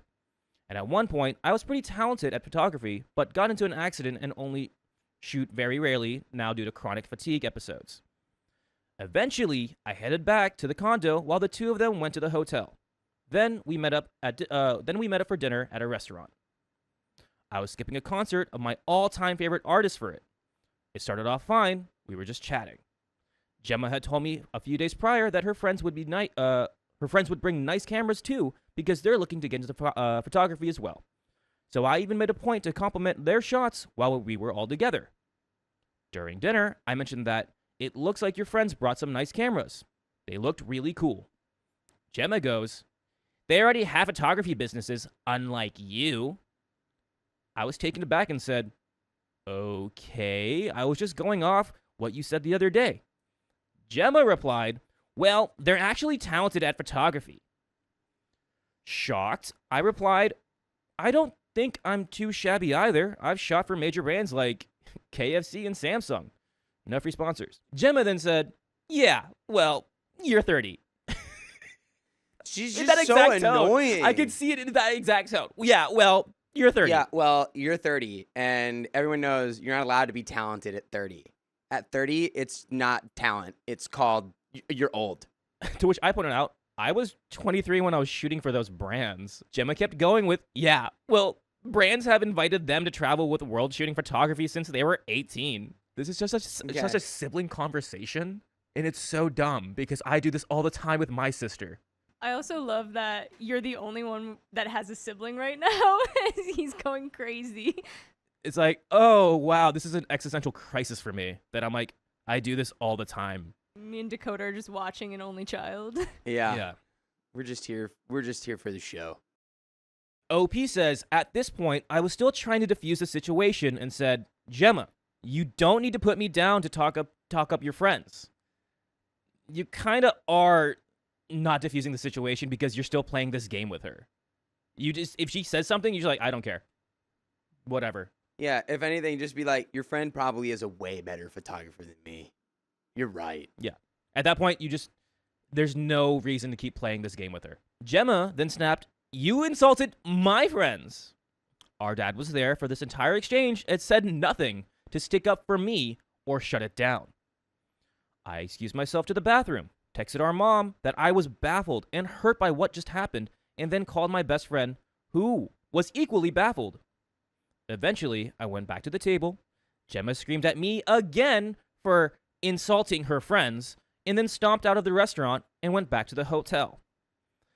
Dad said I was just being overly sensitive since I had to give up pursuing photography seriously because of the accident, and I was overreacting. A few days later was Father's Day, and our dad booked a 3-bedroom Airbnb cottage for the weekend. Originally, I wasn't planning to go anymore, but knowing they're both helpless with logistics, I ended up figuring out the car rental, having the foresight to pack road trip snacks, directions, etc. As Dad and I were waiting for the Uber in the condo lobby to get to the car, I started tearing up. Dad snapped at me, "What's the matter now?" I said, I've suspected for years that Gemma's the favorite child, but these few days seem to have confirmed it. He said nothing and just got up to step outside. Dad drove. The Airbnb had a master bedroom with a queen bed and 2 smaller bedrooms with single beds. Dad offered the master bedroom to Gemma, who accepted. I spoke up that Dad should get the master bedroom since it's Father's Day and he's the one who's been driving, so he needs to be well rested. We went on a hike and Gemma ignored me the whole time. After dinner, Dad sat the 2 of us down in the living room and said, "It's really not a big deal. The 2 of you should shake hands and be good sisters." Gemma stomped in the master bedroom and started crying, so Dad immediately started consoling her. A very different reaction from when I was upset, and offered to take her on a walk. I just read a book to myself. The 2 of them came back an hour later and went to the master bedroom, fired up his laptop, and started looking at flights to the Bahamas. What? What? What? I know what'll solve this fight. Daddy's princess I guarantee you, Daddy's little princess was like, OP makes me so upset. It's not fair. I just graduated and I didn't get anything, and like a trip to the Bahamas would really solve this. And A trip to the Bahamas would make me feel really good. Just one little trip to the Bahamas without my sister would make me feel really good. Since I was clearly being ignored, I went into my assigned room, the smallest, and cried myself to sleep, waking up throughout the night because I was having a chronic pain flare-up. The next day, we went on a hike and grabbed lunch on the way back to Vancouver. I offered Gemma snacks. She ignored me. I said we should cheers for Father's Day. She only cheered Dad. I offered to let them try my dish at lunch. She ignored me and then offered hers to only Dad. When we dropped her off, she threw another tantrum about having to go back to the car because she left her shoes in the trunk. A few days later, our dad flew back out. I was in a pretty intense bout of chronic fatigue at this point, hadn't had a proper meal in days, and was completely exhausted, basically in bed for days with intense migraines. Finally, I ended up on the phone with our mom, who had completely ignored my message from graduation dinner. She asked, "How's it going?" I said, "I'm not doing too great at the moment." So she snapped at me. "You're still upset about the other night? You're being so petty." Then she said, "Oh wait, I have to go. Gemma's calling me. Princess is calling me." Unable to hold back, I snapped, "Yeah, because Gemma's always the priority." An hour later, Mom called me back. She launched into a whole spiel about Gemma's flight to Korea, the hotel situation. We have rich relatives, and they're helping book nicer hotels for her. Which suitcase Gemma should use, etc. Feeling unwell and not wanting to hear every minor detail about Gemma's trip, I asked if we are even going to talk about what happened. Mom basically flew off the handle and started yelling at me about always being stubborn, that I need to let it go, accusing me of criticizing her parenting, that I always seem to think there's only one right side. Ironic, since she'd only heard Gemma's side. Then she started accusing me of keeping Gemma awake until 2 a.m. the nights she was staying with me, blaming me for Gemma catching a cold now that she's staying with Tanya, etc. We're blaming you for the cold virus? Yeah, it's your fault there's no cure to the common cold. It's crazy. Finally, I couldn't take it anymore, and I just said, "Okay, everything is my fault. I'm in the wrong for everything. Have a good night." Not wanting to leave it like that, I called her back like 5 minutes later, and she said she was tired and didn't want to talk. So I said, "Okay, then we won't talk." And she just hung up on me. I texted Dad to say I was shocked by what just happened and asked if he was free. He said he was busy and couldn't talk. The next night, he was busy again. He needed to Zoom with his friend. The night after that, he had a doctor's appointment. The night after that, he just fell asleep. The night after that, he needed to show some visitors around town. I feel like, OP, you're just putting too much energy into your family when you just need to take 5 steps back. You're not going to get the answers you want. You're not going to get anything you deserve. There's no point in this. Yeah.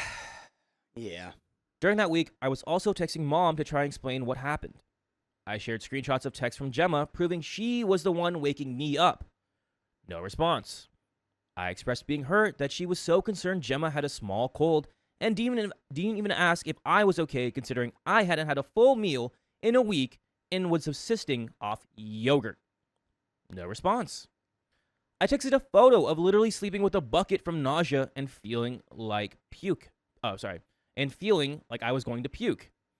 No response.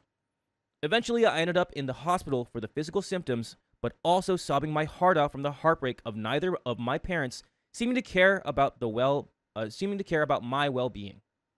Having to ask the ER staff to change my emergency contact to a friend instead of my mom because she had ghosted me and my dad was too busy for me isn't an experience I would wish on anyone. My dad ended up rearranging his schedule so he could fly out to Korea with Gemma and cover her hotels and transportation for the start of her trip. He said he'd help me figure out the situation with Mom after he got back, which didn't have a time estimate since he booked a one-way flight. Mom eventually tried calling me a few times, but I haven't felt up to talking in light of how everything went down, and I know she won't want to talk about it anyway. By the way, I want to talk to you. Yes, you. That you can listen to full episodes with stories just like this one.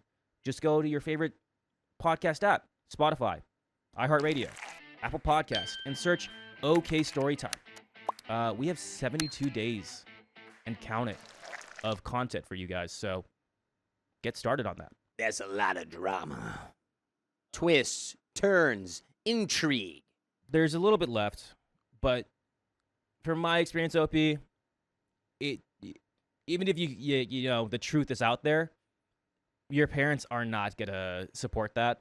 They're not gonna be like, okay, now you're just targeting us, kind of thing, or like you're lashing out on us because the truth. You're just putting so much energy, and it's not worth it. I think one, you let Gemma get away with it. Again, someone said you are the a-hole to yourself. You let your sister get away with all these things because you allowed it. You didn't put your foot down. You should have been like, I'm tired of this.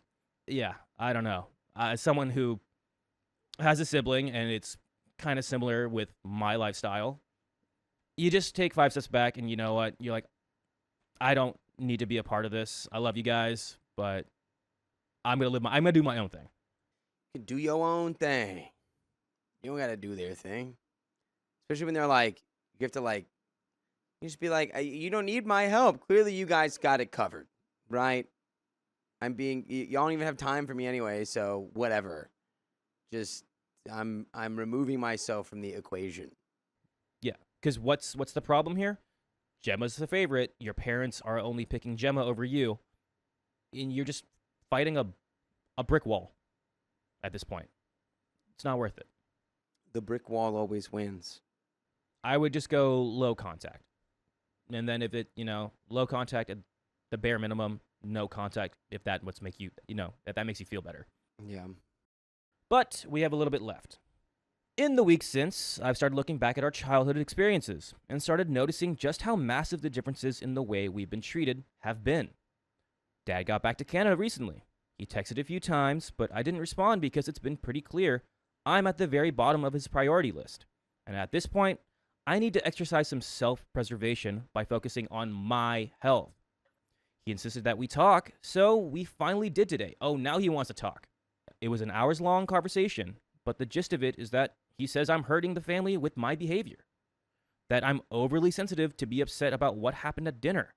That I'm hurting Mom by not picking up her phone calls.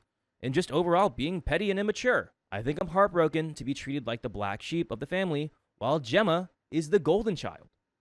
But I'm open to neutral opinions. Am I overreacting here? Am I the a-hole? And that is the end of that story. Again, I think you're looking for something, the truth, the answers, but it's you already know. You're at the bottom of their priority list. It's going to be a rinse, repeat, recycle with, like, you complain. You're going to bring up why Gemma's getting all this priority, and they're just going to say, that's, that you're not being fair. And it's just going to be that full circle, and nothing's going to change. It's not worth it. You guys could probably use a little therapy. I support that, but I feel like if you bring up therapy, your family's like, no, we're perfect. Then at least you could use a little therapy. Yeah. You're not the a-hole. I think, again, just a step back. They're calling you out because you're being mistreated by them. That's insane. Yeah. But they're not going to listen to you. They don't want to take your side. They're only going to take Gemma's side. It's hard to break cycles when we've been, like, conditioned to be in them for so long. But they are breakable. Yeah. Also, It's always possible. Your sister sounds so exhausting. All she does is complain. She's a funny lady. Yeah. Don't like it, though. Yeah. Not in the funny in the fun way, funny in the annoying way. Like, as somebody who doesn't know her, but kind of knows that, it's just like, boy. That's the end of that story. And the end of that episode. So if you love us, make sure you subscribe.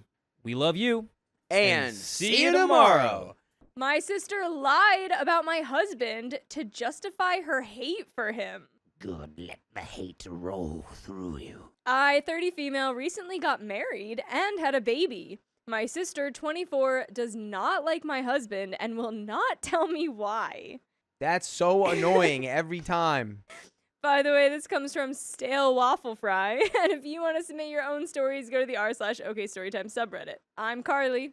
I'm Dakota. I'm Riley. And we'll try to give our best advice, but we haven't experienced most of these situations ourselves. So if you have, let us know your take in the comments. And OP says, when I first brought him home to introduce everyone, she was standoffish, but that's typical for her since she doesn't really like people. She has very few friends, never brings anyone home to meet the family, and has never wanted to spend time with anyone I've brought home. Before my husband and I got married, I asked her if she had any issues with him. She said no, and that he seemed nice. I asked her to be my maid of honor and thought all was well. Fast forward to last week. My husband went to drop off something at the family home where my sister lives with my parents. He came back looking shaken. When I asked what happened, he said he knocked and went into the kitchen where my sister told him my parents weren't home. He tried to give her the food I had asked him to drop off, but she told him to put it in the garage even though they were standing in the kitchen.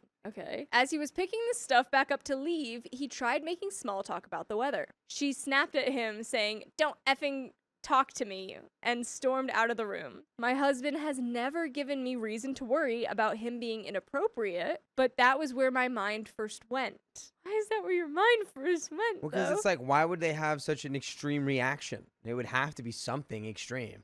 I mean, it sounds like she's just a hater. Yeah, I mean, like, if it is just coming from absolutely nowhere, but it's like, if you're operating under the condition where it's like, well, clearly there's something that happened, Yeah. and it's not just my sister being awful to my husband for no reason. We live nearby, and he had been gone for less than 5 minutes. I called my sister to ask what happened, and she hung up on me. I messaged her, and she ignored me until this morning when I bombarded her phone with messages because I wanted to resolve whatever was going on. She finally replied and basically says she hates him, always has hated him, and her only boundary is that he never talks to her. Oh, my only boundary is that your husband never acknowledges my existence, and we never speak. That's a very reasonable boundary to have with your brother-in-law. Great.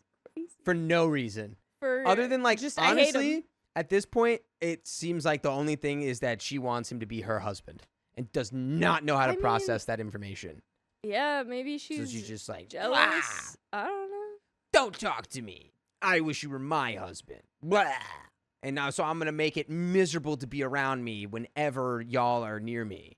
I don't know. That's just my guess. In the 7 years that we have been together, they've spoken maybe 5 times. Mostly just him greeting her. I asked her why, and she said she doesn't need a reason. She just doesn't like him and doesn't want him around. I asked her point blank if he had ever done or said something to make her feel that way. And she said he didn't do anything and that she doesn't need a reason to feel how she does. Wow. She's got a crush on your husband. Or she's Wow. just a grade A hater. Or she's going. just jealous that you're married first, or I don't know what it is. That's Whatever it crazy. is. Professional hater. My family is very close. My other sibling, brother 29, and I sometimes drop by unannounced to help my mom cook dinner or just hang out. And my parents encourage this because they like having us around. I told her it's going to be weird if he can't even greet her when we come over. She said she was sick of me having a stranger in her home. I told her I didn't realize she felt that way about him and said I wouldn't ask him to drop stuff off without me being around anymore.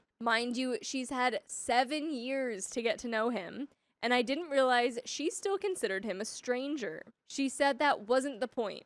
She didn't want him talking to her at all, and that was the boundary she wanted respected. I told her I would tell him and try to keep them apart, but that would mean her time with my son, her nephew, 6 months old, would be affected because my husband will not be comfortable with our son being around someone who hates him. And also, by her own words, a stranger, apparently. Literally a complete stranger that you've known for 7 years. Frankly, I'm now uncomfortable with it too because I don't know what ideas she might try to put in his head. It's also going to affect my parents' time with him because if my husband can't bring him around, it's going to limit how often he goes over there. I didn't tell her this, but it hurts my heart because they absolutely adore my son. He's their first and only grandchild so far, and they love spending time with him, always telling us to bring him over. She said I was playing the victim, painting her as a witch and trying to trample the only boundary she has set for herself. I'm currently thoroughly lost and trying to figure out the best way forward. Am I the a-hole here? And is there any way I can fix this situation? We have an edit. It's so crazy that she's trying to act like it's like, well, my perfectly reasonable boundary is just being trampled over. It's like, if that's your boundary, you should expect to not have a relationship with your sister then. My reasonable boundary that Yeah. you never talk to me. Never speak You can't to even me. say hi. Don't Too look much. at me. Don't come to my house. Don't acknowledge me. Don't be in the same room as me. I don't want to have to see you anywhere. And yeah, if honestly, you're being selfish for not accepting that I'm as my just boundary. like, after 7 years, like, I know that OP knows that she was never really like a fan of her husband, but like 7 years later, and you haven't been like, what the heck, before now. I don't know. That's a long Deep-seated time. jealousy. We've got an edit. I never expected so many replies in such a short time, but I appreciate the responses. To clarify a few things and answer some questions, I've mentioned it to my parents, and they're aware of what happened. My mom said she'll sit my sister down for a conversation, but from what I hear, my sister keeps making excuses to avoid it. That she's busy, tired, wanting more time, etc. My dad says not to worry about it and it will blow over. My dad had a heart attack recently and is currently recovering, so I don't want to push it with them right now and stress him out. I left it at that with him and changed the subject. My partner is amazing and has never given me reason to worry about him being around any females. I admit I was worried he had done something when he told me how she responded, because I can't wrap my brain around why she would just blow up over small talk. But she herself said he didn't do anything. I know my brother has had partners, but he hasn't brought any home. I myself didn't bring anyone home until I was serious about them and thought there might be a future. I brought home a grand total of 2 guys, my current partner, and my ex from college. Regarding her mental health, she has always had a bad temper and has snapped at me many times with no apology. Even when she realized later she was wrong, like when she accused me of taking her shoes, which she had actually just left in her vehicle. There has never been anything on this level before. We have some comments, but you sounded like you had something. Taking your shoes. You're just looking for a fight. You took my shoes. I know you took my shoes. Also, that's like such a sibling thing for like sisters to just be like, I'm wearing your shoes. Yeah, I mean, they fight about it too, but like. I guess that makes sense. I don't know. I don't have any siblings. The 2 only children have been getting all the We sibling always stories. get the sibling stories. Yeah, I'm sticking to my bang bangs. She's just deeply upset that you are making your life with this other person and cannot handle it. And so the way that she's dealing with it is by making it everyone else's problem. Yeah. I still can't tell. It's like, it's gotta be she's either like secretly like crushing on husband, or she's just like really wants a relationship and really wants to be like at that point. Yeah. Top comments.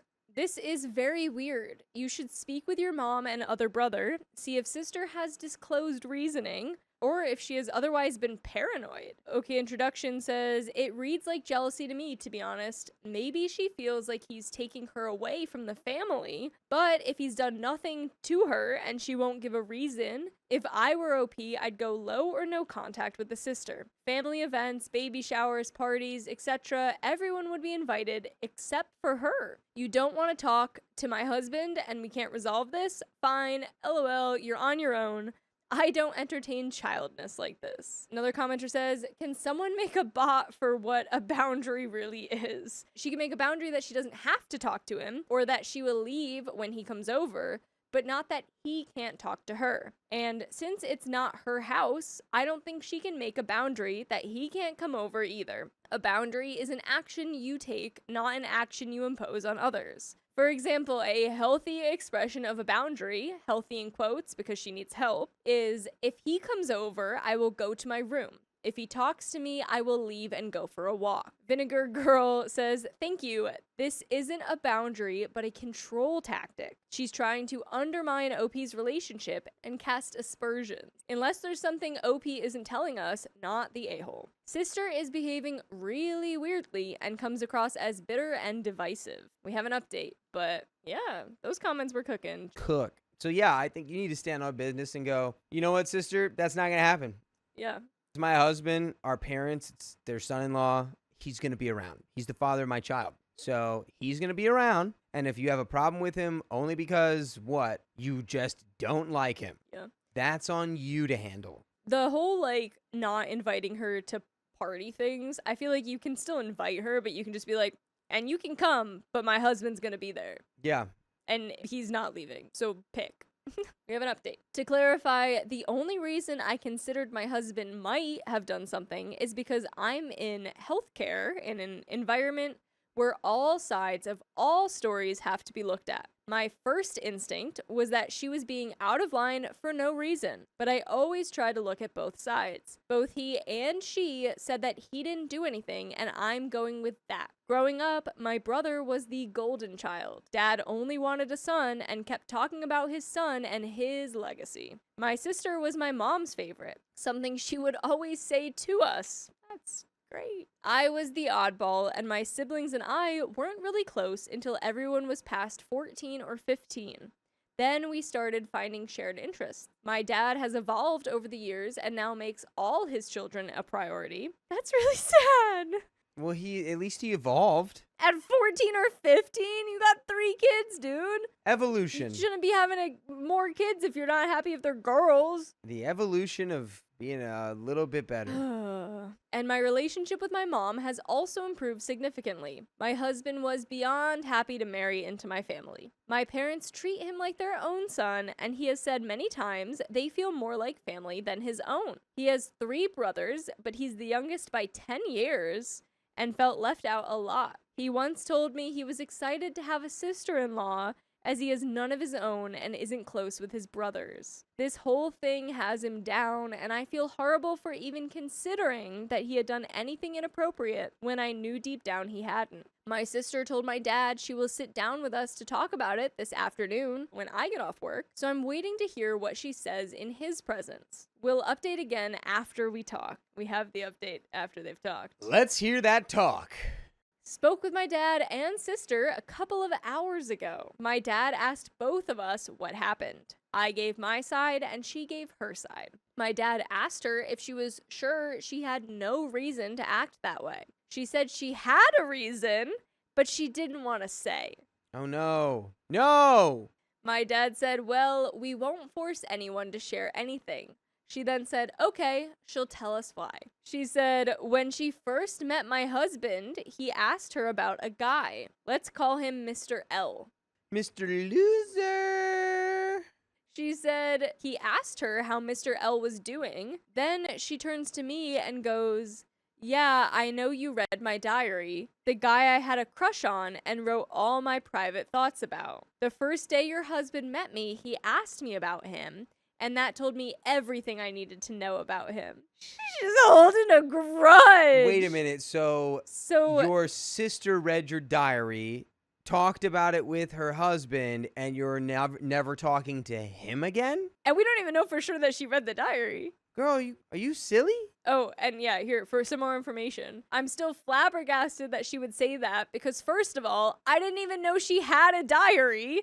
And even if I did, I would never have read it. So she didn't. The husband just brought up this dude that happened to be in her diary. And she was like, so you must have been talking about me and read my diary. You must have read my diary. So we It's apparently crazy. completely cut out the husband. When you are always looking for a confrontation, that's the kind of stuff you will see. Damn. She's been holding that grudge for 7 years. That's insane. That is insane. I had a journal once, and my cousin read it and teased me mercilessly. I would never wish that upon someone else. I was surprised at first, then I got pissed because I realized she was making stuff up. She met my husband 6 years ago, a year after we had been dating. 2 years ago, my sister went abroad for a year for college. A friend of mine who started school late and was in the same program as her was on the same trip. I recognized the name as the hot professor my friend came back gushing about. I asked my sister if that was the professor from the university, and she went, yes, you see, is that your confession? I asked her how my husband asked her 6 years ago about someone she only met 2 years ago. Math is not adding. Gotcha. Got you there. She stopped talking for a good minute, like her brain was buffering. Then she snapped at me that I just didn't understand how hard it was for her to keep having a stranger in her home and stormed off. We've moved the goalposts again. Yeah. You're just mad that your reasoning was wrong. Still didn't have a valid reason, and now she's like, well, and it's something else that I lied. Now you're just mad no one cares enough to read your diary. Yeah. She's like, but I really wanted you to read my diary. Yeah. My son is going to grow up without getting to know his only aunt, but I cannot fix a situation that she is making up. Growing up, I was not an awesome sibling. There were petty arguments, stupid fights over stuff like the TV remote, what to have for dinner, etc., which I've heard are fairly common sibling fights. That seems pretty normal. But I thought we had a better relationship the last few years. We were sending each other memes, cracking jokes, took a few trips together, had dinners and lunches. She was my maid of honor at my wedding and visited me in the hospital every day I was there. Emergency C-section with complications. I was there for a whole week and checked on me every day postpartum for the first couple months. I'm still hoping this can somehow be fixed, but if she's making up lies and unwilling to communicate, I don't see what I can do. And we have a quick edit, I think. I asked my husband about it. He doesn't remember asking her anything about any guy. He doesn't recognize that name at all. My husband and sister never dated, since so many people are asking. And yes, I know for a fact. The areas he went to school and work are far from where we are. And the way we were raised, we didn't go out much. Yes, my husband is a different race from us, but I would like to think my sister isn't discriminatory. We are Asian and he's black. We have another edit, but anything else before we keep A good going? hope to have for your sister. I would certainly hope. I would hope so. She's just making stuff up. Edit 2. I see a lot of people calling her discriminatory. I didn't think it was that because my ex was Asian and she didn't seem to like him either. But we were only together 6 more months after I introduced him to the family, so they didn't interact much. My family at its core is Asian, starting with my grandparents, but over the years there has been a lot of mixing. She gets along with my cousin, who's half black and half Asian, and his wife, who is black. Regarding the mental health, I've brought up her anger issues in the past, and she doesn't want to try any type of therapy or evaluation. She's a grown woman, and as long as she isn't a direct threat to herself or exhibiting violence to others, it is completely her choice. Some people are mad that I used the word female. Odd Yeah. thing to be mad about. Yeah. People get mad whenever you say female. That was the whole first year I was here with Sophia. She was like, Instead of what? instead of A woman, woman? like my female friends, I would say that. And she's like, no, it's a woman. My woman. My woman My friends. woman Yeah, friend. we got through it. Would they get mad if you said girls? It might like No, girls no, instead just of women. female. It's more like object, I guess. We call them male too. Yeah, my male friends. I don't objectify women. I support them. Go, Riley. Odd thing to be mad about. I use the words male and female on a regular basis, never known it to be an issue. We have a third update. To everyone saying she needs therapy, I have suggested it to her in the past because she has some anger issues. But she always says no, and you cannot force someone to go to therapy. It has to be their own choice. I spoke to my dad again this morning. He said he tried talking to her again, but she's avoiding the topic. I told him not to worry about it and that he and my mom are welcome at my place, but I wouldn't be coming around as often to a place where I have safety concerns for my son and husband. Dad says he understands. My mom is a bit pissed about the whole situation, mostly about what my sister did, and backs my stance. My mom told me she asked her how she would feel if someone was treating my brother the same way she was treating my husband. And she threw a fit, saying my mom was seriously trying to guilt her, which I take to mean she knows she was out of line because why would you feel guilty if you hadn't done anything wrong? For those saying I need to tell my parents to punt her out, that is not an option. She just finished college and is looking for a job. She can't afford to move out, even if she wanted to. We might be at odds now, but keep in mind, this is my only sister. We were not the closest, but usually were there for each other in the past. Mad as I might be at her, I don't want to see her homeless. And by the way, you'll always have a home with us with full episodes with stories just like this. Just go to Spotify, Apple Podcasts, iHeartRadio, and search up OK Storytime. Do that. Just a little bit more. Do that. Do that. Do that. We got more, but what you thinking? It's time for your sister to know what it's like to be called out and not bent towards. Stand firm. Stand your ground. Yeah. I feel like she's slowly realizing, too, that no one is on her side with this. Truly. I'm just glad she didn't say anything fake that was like way worse. Yeah, that'd be crazy. Let's see. To the people mad about the whole race thing, I have 27 aunts and uncles. Yes, my grandparents were busy. My family is well and truly mixed. There's black, white, Hispanic, more Asian, Filipino. If you can think of the race, it's probably mixed into my family. That's why I said I didn't think it was because of his race. She seems to hate most people equally. She told me she told him that he's the only one on her side and everyone is against her. However, he has made it clear that he is not taking sides. He is not going to change how he interacts with anyone, and is speaking to both of us. That's completely fine by me. He's her brother, and isolation probably won't help her in any way. Fair enough. And we've got some of OP's comments. A commenter just heard your story on YouTube with fake updates that your parents are taking her side and you are going there without your husband because they pressure you. Just in case it goes anywhere near this, don't. Stand by your husband. You do not need toxic family members. She is your only sister, but many people live their lives without ever having a sister. Your nuclear family is your husband and child now. To follow your thought process, you only have one husband. And by the way, she's probably into your husband. Someone said it finally. Yes, thank you. I've been saying it the whole time. And OP responds, that's hilarious. The actual situation is not near that. No. My parents are trying to avoid taking sides, but both agree she's not making any sense and have acknowledged she has anger issues, but without her being willing to go to therapy, they can't force her. We will be staying far away from her, but all other family is welcome at my place. And that's the end of that story. I refuse to take care of my sister because of my mother's actions. That's a complicated family tree. I, 41 female, am really struggling emotionally to navigate this. My mother, 75, lives in my basement, which is a 2-bedroom, 1-bath unit with a kitchen and laundry, along with my sister, 43 female with Down syndrome.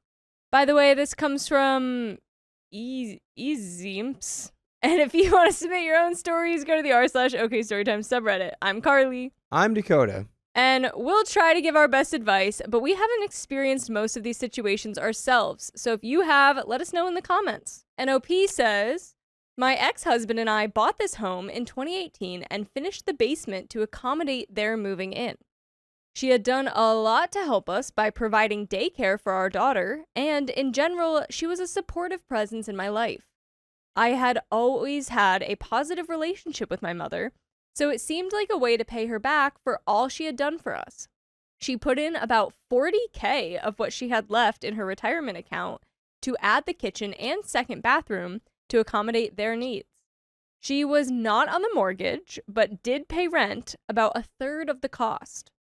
A few years into living together, I discovered my now ex was having an affair with a coworker. I immediately filed for divorce. As happens, I had to refinance to get him off the mortgage, but I was not making enough money to carry the new loan by myself. Not wanting us to all lose our home, I reluctantly put my mother on the mortgage.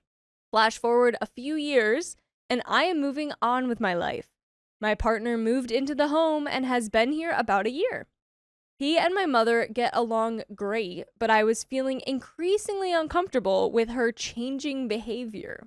She became more invasive in my space, letting herself in, inserting herself into conversations, and asking multiple times daily for honey-do tasks with little regard for my time, space, or feelings. After working up the courage with my therapist, I sat down with my journal to talk about how I was feeling. I focused on the I statements, explaining how it made me feel losing the sanctity of my space and how anxious it made me in my new relationship to have her constant presence and demands. I told her how much I love and appreciate her, and that I could not stand the tension anymore. I asked her to give me space to ask before entering and to maybe just write down a list of things I could do weekly instead of the constant bombardment. Her reaction was shocking. She sat emotionless and stone-faced as I sobbed and told me I was overreacting and none of this was a big deal. After that conversation, everything changed. She immediately began putting together her will, and a few months later, she sat my partner and me down to review it. She opened the conversation by proclaiming, "Now you have always told me you would take care of your sister after I pass away." I interjected to clarify that not only had I never agreed to that, she had never even asked. As she has no money or assets apart from whatever part of the house could be considered hers, she was setting up a special needs trust for my sister, which both her life insurance and my estranged father's would fund. I would be getting nothing. Nothing but the privilege of managing all end-of-life needs for her, plus my sister and everything that comes with it. For clarification, I asked if I would at least be in charge of the special needs trust so I could use the money to provide care. She assured me that of course I would. Flash forward another few months, and we had the meeting with the estate lawyer. As we reviewed the trust, the lawyer mentioned in passing that we would discuss a few things as I was listed third as trustee. My mother frantically tried to divert the conversation before I spoke loudly over her and asked the lawyer what he meant. Well, he meant exactly that. I was the third trustee. In the event of my mother's passing, the trust and control of the money would first go to my eldest aunt. Upon her passing, it would pass to my second eldest aunt. Only then would I be managing the funds, all while keeping my sister in my home and providing care for her. Yeah. I gotta stop real fast because I'm very split here because obviously like I don't have to manage anyone that has special needs living in my home, but like if you said that you don't want the responsibility of doing it, then to me it sounds like she's passing it to her aunts who probably agreed to deal with it. She is living in your home, which then it's like, why aren't you just doing it? But you said you didn't want to take care of her. Yeah, so anyone who's going to be taking care of her then should be managing the money, but it sounds like she is going to be taking care of her sister. Right. So that if you are going to be taking care of your sister, you should 100% be the one in charge of the funds relegated to taking care of your sister. But I thought you said you didn't want to take care of your sister. I think it was a situation where it was like, I don't, but I guess But I if will. that's what's happening, I will do that. And then you're just being, positioned in a place where you would be beholden to the aunt's whims. It's ridiculous. And it's honestly, it sounds more like a legal matter than anything else. Yeah, I feel like we're getting into that. Anyway, I objected on the spot, saying that whoever managed the finances should also be managing my sister, and I would not be doing it until this was changed. After a lot of back and forth, she relented and agreed to put me in charge of the trust. Her rationale was, I figured it would be just one less thing for you to worry about since you will have so much else on your plate. Shut up, girl. Now I have to worry about reaching out to my aunts in order to get the money I need to help my sister. Are you crazy? You're making it twice as hard. What? How could that possibly make anything easier? I would have had to get approval from my aunts to get the money I needed to provide care. And then yesterday, as I worked remotely, she tiptoed into my office and set the new paperwork on my desk without a word. When I reviewed it, I realized she'd added a paragraph specifying that if my sister were to pass away, the trust would dissolve and any residual funds or property in the name of the trust would fall to my eldest aunt. I was floored. Her explanation was that it was just a mistake. She claimed we did not even need to change it, insisting that my aunt would just give me all the money. Girl, what? She said the mistake happened because when they updated it to make me trustee, they neglected to update the part about where the money goes at the end. Even if that were true, the original document still meant the money would bypass me and go straight to my aunt. From a logical perspective, her decisions are wildly irrational. From an emotional perspective, it hurts even more. Why, after taking care of her handicapped daughter, would my thank you be to hand everything over to my aunt? I am devastated. At every step, she has made it clear she does not want me to have anything at the end except the stress and burden of caregiving. Yeah, the mom is being stupid with this will. But yeah, she's pulling some funky moves. she'd being funky with it. But OP, you gotta just tell her you don't want to take care of your sister. Because you really sound like you do not want to take care of your sister. I mean, would the aunts even be willing to Right, were take the aunts even gonna do responsibility? it? I don't think so. That's what I'm saying. I don't think they were ever involved. I think she sat down and said, as you've said before, you will be taking care of your sister once I'm Right. gone. And OP's like, I've literally never said that ever in my life. My thing is like, so the sister is living in the basement with the mom. So she kind of has her own space already. I wonder if there's like a level of independence that the sister would have without the mom there or like could maintain. And if like the sister really doesn't want to, could they use that money to like bring someone to live down there with her kind of thing? Yeah, I mean, if there's Like enough live-in money in the care? trust to pay for Like an caregiver, aid? like if that's Yeah. what they need. I don't Could know. that be like a way around everything? Just like I'm not even like the money's just going straight to an aid. Like But then it's still like you have your sister and like another person just like living in your basement. you have a sister and the So- mom right now, and the mom's acting like a stranger at this point. It's just a really, really hard situation. Oh yeah. And then there is what she has done to my sister. Okay.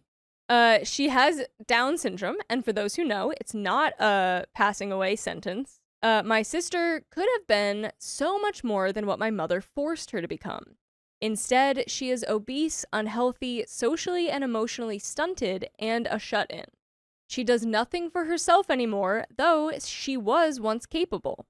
She is angry, reclusive, and altogether miserable, and soon she will be my responsibility. So here I am, riddled with guilt, anxiety, and grief over the path ahead. Do I keep taking it on the chin for my mom? Do I take on the burden of caregiving, knowing I cannot trust that I will have the financial support to complete the task? In my heart, I know too much has happened for me to ever continue like this. But telling her I am resigning my responsibilities to my sister will trigger a chain reaction. It may lead to me losing my home, as she will take every penny she can, and to never again having a relationship with her or my sister, the only family I really have. But that also seems like the only way I might ever hope for peace in my life.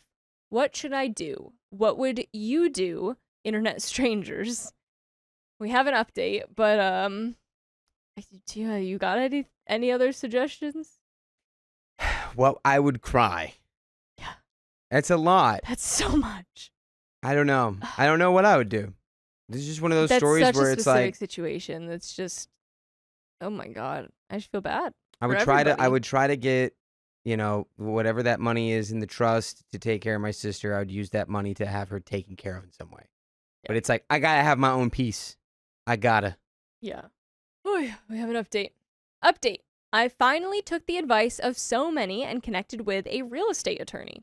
I learned that a fair and equitable division of property would likely be the court's outcome, meaning my mother would not be entitled to the 50% of a house she did not purchase. This reassured me greatly. I also spoke with a broker who explained the process and what I would need to pay her out legally and ethically. This gave me confidence in my position and reassured me that this decision would not financially ruin me. This made me reflect on my future. If another child was on the horizon, could I really consider taking on my disabled sister's full-time care? Something shifted in me. I felt sure of the choice I was making. Tonight, I finally sat down with my mother and through tears and regret told her I could not do it. I cannot take care of my sister, at least not in the way she imagined. Consistent with her, her effect was flat, but she did let me speak this time. I told her everything, how much this has hurt me, and that while I was sorry, I knew it was the right choice. By the way, you can listen to full episodes with stories just like this. Just go to Spotify, Apple Podcasts, iHeartRadio, wherever you get your podcasts, search up OK Storytime. We got a little bit more. Yeah, this is just like fully a legal issue at this point. Yeah. I don't know. It's I think just- you're fully right in whatever you've decided to do. It's, you know, I hope that the comments offered real life, like, I hope people that have gone through this had offered you Yeah. good it advice. sounds like they did. Yeah. Legal advice. at Real least. rock in a hard place situation. It was long and emotional, but I am walking away feeling like an elephant lifted its foot from my chest. We talked about what is next. They may move closer to her family. Maybe we will refinance to get her off the mortgage and add my partner. Maybe we will sell.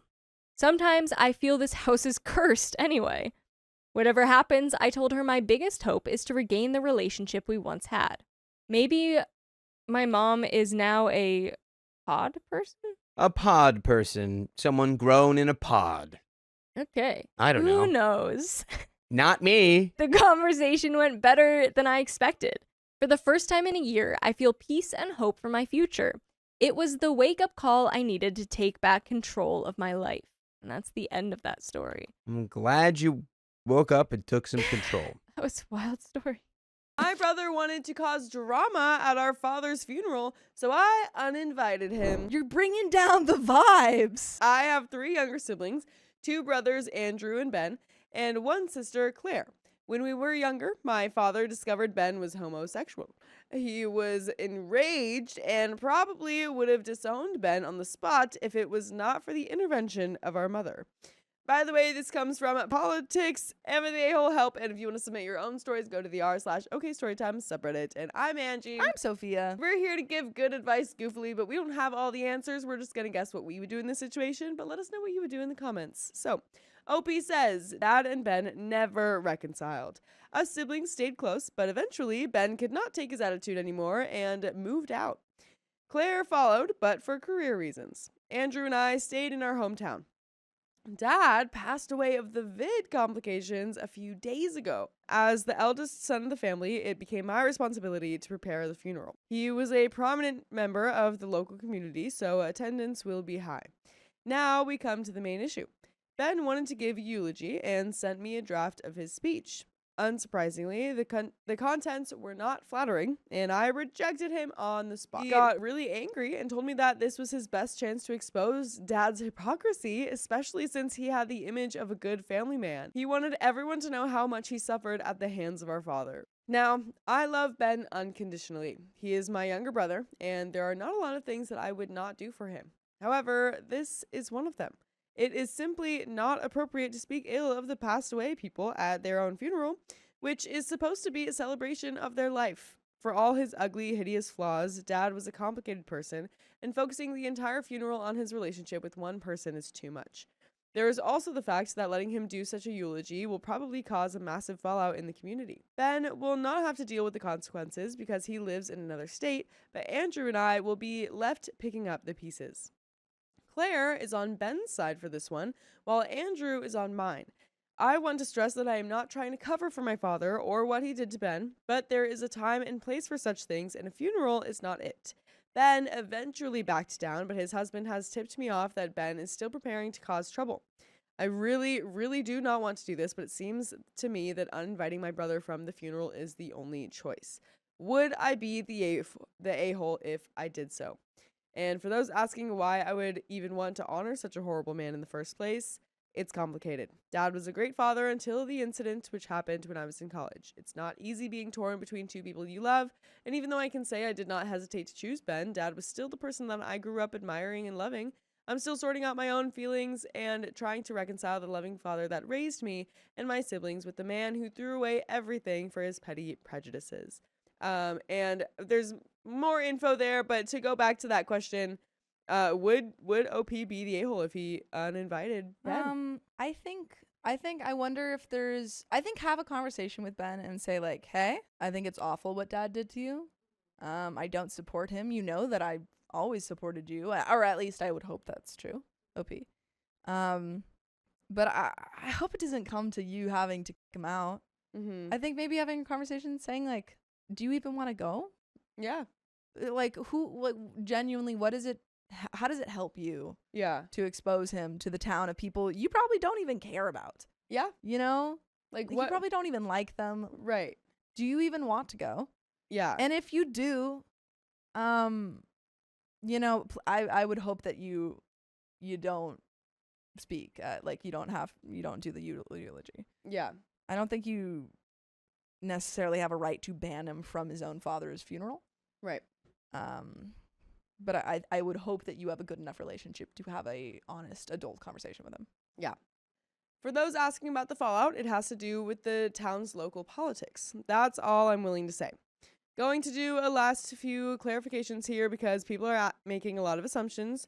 No, we did not cover it up. All 4 of us siblings have been clear to our friends and family why we moved out of the family house, and my mother has also made it clear why she and my late father were estranged, even if we did not go out of our way to air the family's dirty laundry. Ben has also made it clear that he does not resent any of us besides our father, and us falling out would just be what our dad would have wanted. I might have understated a bit when I referred to the eulogy draft as unflattering. It was vulgar, vile, and definitely not appropriate for a funeral. Even if I had agreed with Ben's plan, there was no chance I would have approved the draft. The eulogy would have reflected badly on him and not my father. That's a great point. I'm not going to ask Ben to keep the past a secret. He is free to tell anyone he likes on Facebook, the local obituary, etc. I just think that the funeral is not the appropriate time, and especially not through a eulogy. And yeah, the verdict from the comments are, oh, it is the a-hole. But I also understand where they're coming from. I don't think that you have a right to ban your brother from his dad's funeral. Mm-hmm. But I do think I understand where you're coming. I agree with you that Yeah. he should not give that eulogy. Yeah. But also, is there any way that we can have an adult conversation? Yeah. That's same thoughts. At least try a conversation before going to that. I think that should be like a last Yeah. resort. Yeah. There are some more comments here. Crystal Queen 3000 says, firstly, I'm sorry for your loss. I'm going against the grain here, though. You're the a-hole. Denying Ben closure to keep up appearances in the community is cruel. You and others experienced your father in a very different way than he did. Do I think he should read a eulogy? No, but he shouldn't be uninvited. He may cause a scene, he might not. I guarantee he's going to show up with or without your permission. He'll be responsible for how he behaves. And there is an update from a week later. Hello, it has been one of the longest weeks of my life, but the funeral has finally concluded. Okay. First of all, it would have been a mistake to rescind the invitation to my brother. And thank you to the people who pointed out that I had no way of keeping him out of the church without asking security to throw him out. That would probably have been almost as bad, if not worse, than the eulogy. I had to deal with a lot of people during the funeral preparations, and many of them unpleasant but influential, and really was not in the right state of mind to make decisions.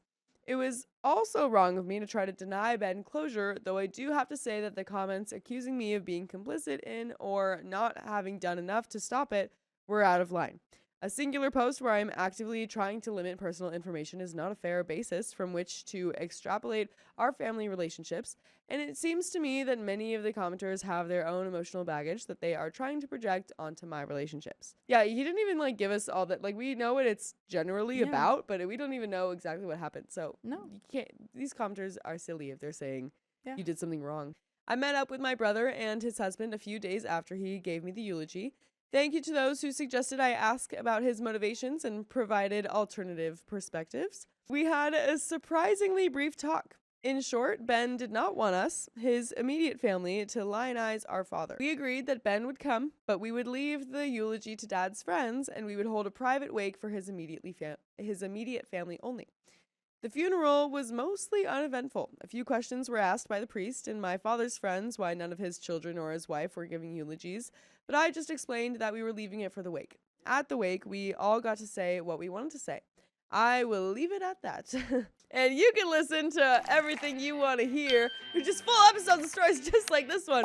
Just go to Spotify, iHeartRadio, Apple Podcasts, or whatever your favorite podcast app is, and search OK Storytime. But we have a little bit more to the story, but I think this is Yeah. perfect. yeah, I think so too. I'm so happy that you talked to Ben. Mm-hmm. This, you know what this made me think? I've been rewatching, or I've actually just finished rewatching Ted Lasso. And there's a moment where one of the characters, I won't spoil it too much, but one of the characters, loses their father, and Rebecca loses her dad, who she has always hated because of something that he did. Mm-hmm. And she doesn't want to give a eulogy. She's like, I have nothing good to say about him. Right. And she gets up there and she's like, I don't know what I'm supposed to say. And then she ends up just singing this song that she knows her mom loves Oh, wow. and plays every morning. oh, wow. And that's the whole thing. That's her whole eulogy. She just sings this song that she knows her mom loves. Wow. And it has nothing to do with her father because she didn't have a good relationship with him. Yeah. And then she has this realization that, there were moments that she, forgot about that were good with her dad. And she has this very complicated relationship with him. Mm-hmm. But I think the point is that if you don't have anything good to say about your parents or a person that's passing away and you have to be at that funeral, don't say it. There's no one is making you say that. Yeah. And I'm really appreciative of the family being like, we won't say anything either. Yeah, totally. Yeah, there's different ways to go about it, and I think they went about it in a good way. 5 stars. There's a tiny bit more. Thanks to whoever suggested the after funeral party. We went to our childhood home and had a great time. Due to the vid, we really hadn't had the chance to meet up much, and this was the first time we'd had in a long time to catch up. After the funeral, we published an obituary with sections from each part of the family. It was tactically worded, and choosing the right words was a pain, but Ben had fun with his section. And there are some final comments. Individual ad 9213 says, congratulations on your willingness and ability to compromise and your deft diplomatic skills.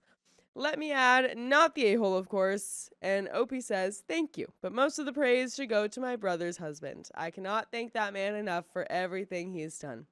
I figure that by the time we met, my brother was already ready to drop the issue, and I'm glad we found a solution where everyone can be satisfied. A deleted comment says, it's great that you were able to pull this together as a family to deal with the situation. Opie says, it's great, isn't it? I'm really lucky to be surrounded by wonderful people. Take the issue of my father's inheritance, for example. I have heard horror stories of families torn apart by fighting over scraps, and even though I love my siblings, money can change people, and I really was not looking forward to executing the will. What's more, my father left the majority of his assets in generation-skipping trusts, so I thought that Ben would be upset for sure. We settled it on the day of the funeral. God, I'm so lucky. And that's the end of that story. My siblings kept putting me down, but I don't know what I ever did. Bring me up.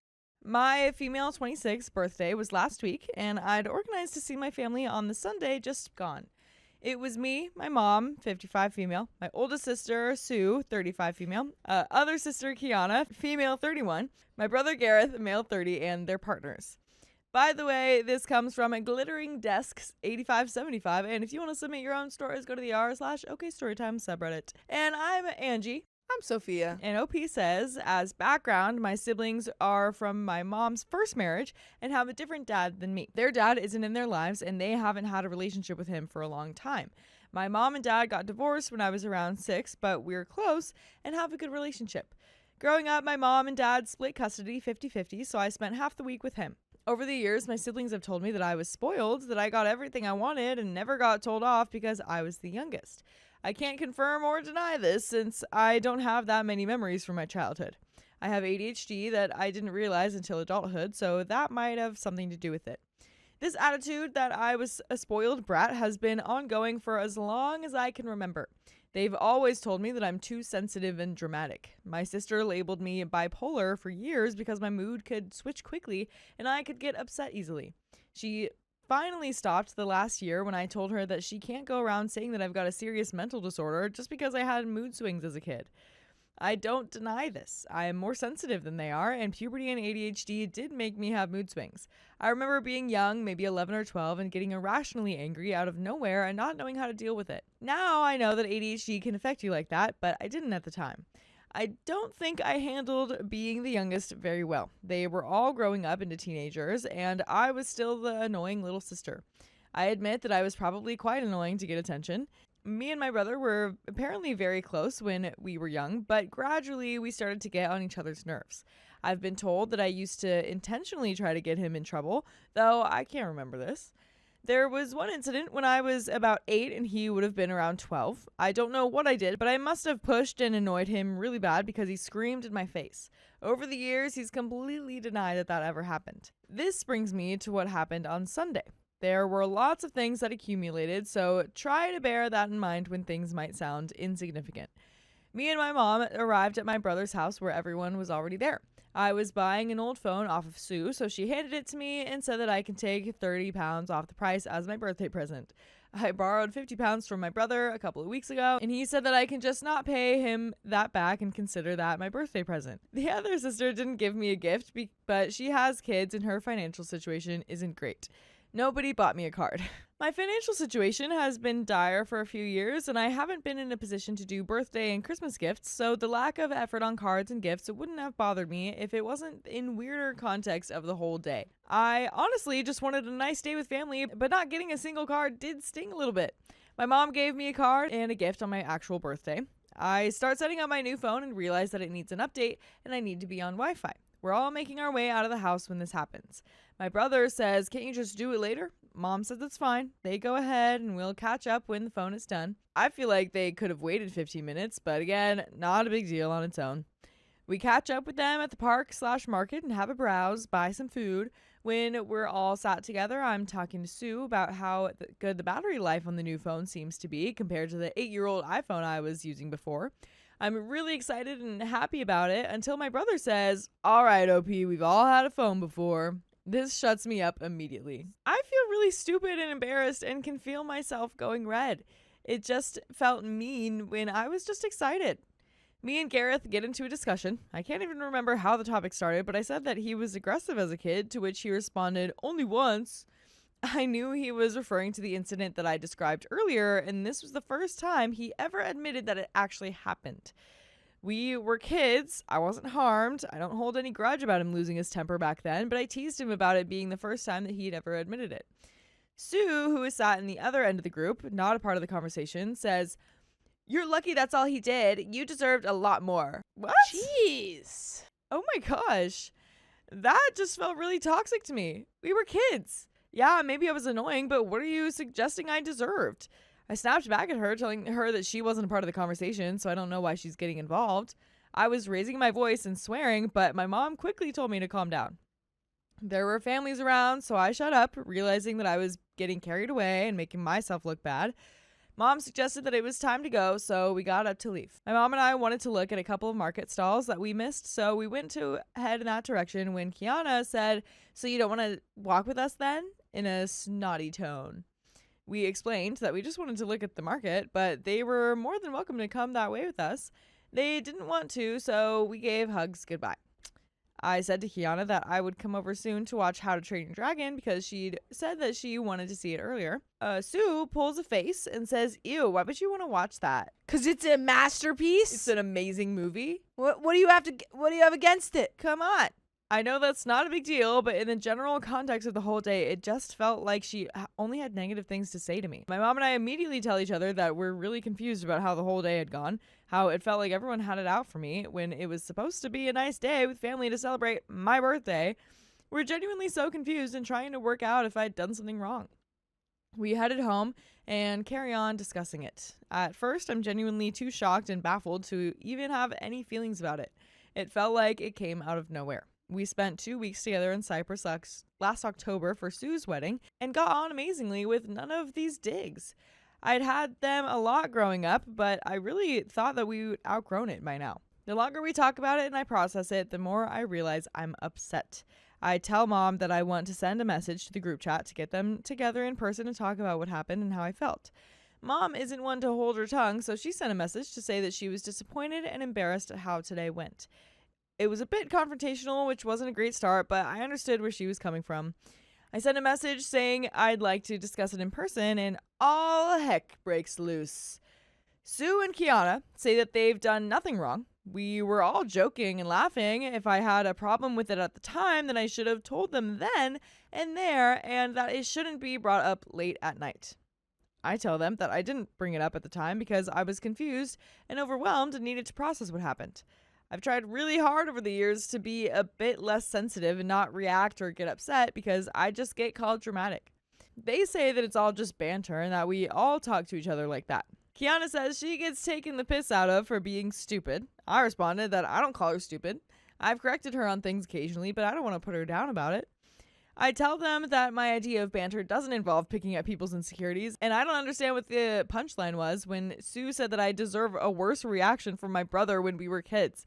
Yeah, I feel like that's yeah, what do you What did you mean deserve? by that? We're all adults. OP just turned 26. Yeah. And everyone else is at least 4 years older. Yeah. So- 30 Yeah. year olds who are like, yeah, we should have beat you up as a kid. Something like yeah, what? Why are you still upset about things Yeah. like that? Like, what did I do? Weird. Let's talk about it. Kiana says something about how I can't expect people to change and walk on eggshells around me, and I respond that I didn't think just basic respect and being nice to each other should be considered walking on eggshells. Yeah. Yeah. Gareth sees the messages and responds.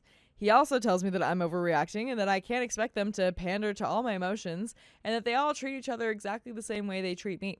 Gareth says that he gets taken the piss out of because Sue and Kiana used to put him in dresses as a kid. I say that's completely different and can't be compared to me being called a spoiled brat and bipolar my whole life. I have a phone call with Gareth where I tell him exactly how I feel. I tell him that I've spent my whole life being told that I'm too sensitive or too dramatic, that I'm bipolar and spoiled. I can't say anything without my feelings being shut down. I say I understand that they might have thicker skinned than me. And I'm not trying to tell them how they can and can't interact with each other, but I don't find the comments funny and they hurt my feelings. Gareth says that he treats everyone in his life exactly the same and he's not going to change just for me. So if I don't like it, then we don't have to have a relationship. Oh, wow. He pulled that card. Dang, he's like, well, if dude. you don't like how I treat everyone, then like that's such a. Yeah. You're not gonna have anyone in your life if you act Right. like that.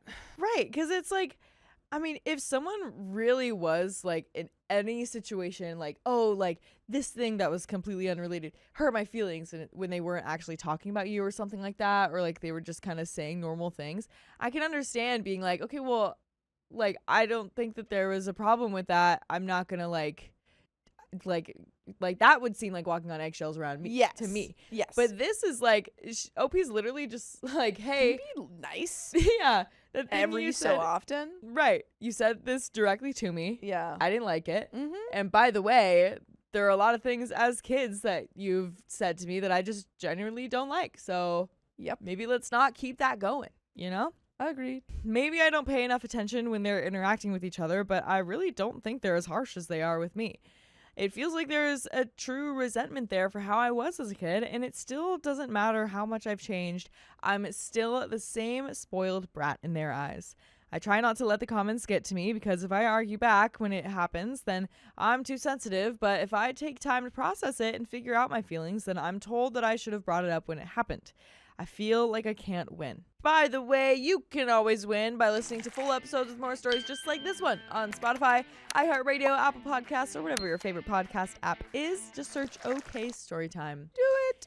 And there is a little bit more to the story, but yeah, I feel like it's just exhausting. Yeah. I feel like you just have this unfortunate relationship with your siblings that they don't really want to fix. Yeah, it seems like it. And Yeah. like, I don't really know exactly how things are being brought up. I would kind of think like, okay, maybe we don't need to bring up all the specifics from Sure. kids. Yeah. Because that can get a little like nitpicky and a little Yeah. like, oh, well, if you're saying I did this tiny thing, then you did this tiny thing. So, Let's but I'm just not stop complaining. bringing up the stuff from when you're kids. Yeah, just focus, For everyone. Right. Focus on how it feels now and how you want your relationship to be Yeah. different now. Yeah, just focus on how they are acting towards you right Yeah, now exactly. and point out those problems. So that might help. I mean, yeah. But there is a little bit more to the story. I had a toxic relationship break down 18 months ago.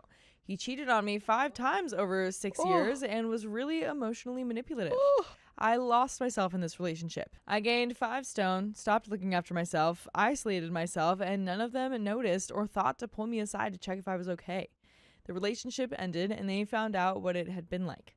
Kiana was supportive. We had a lot of phone calls and I stayed at her house a few times when I needed company, but the only thing Sue said was, I don't know why you stayed with him for so long. And Gareth didn't even send me a text message. He didn't acknowledge it at all. Am I wrong for feeling like they don't care about me? It feels like they've just tolerated me my whole life.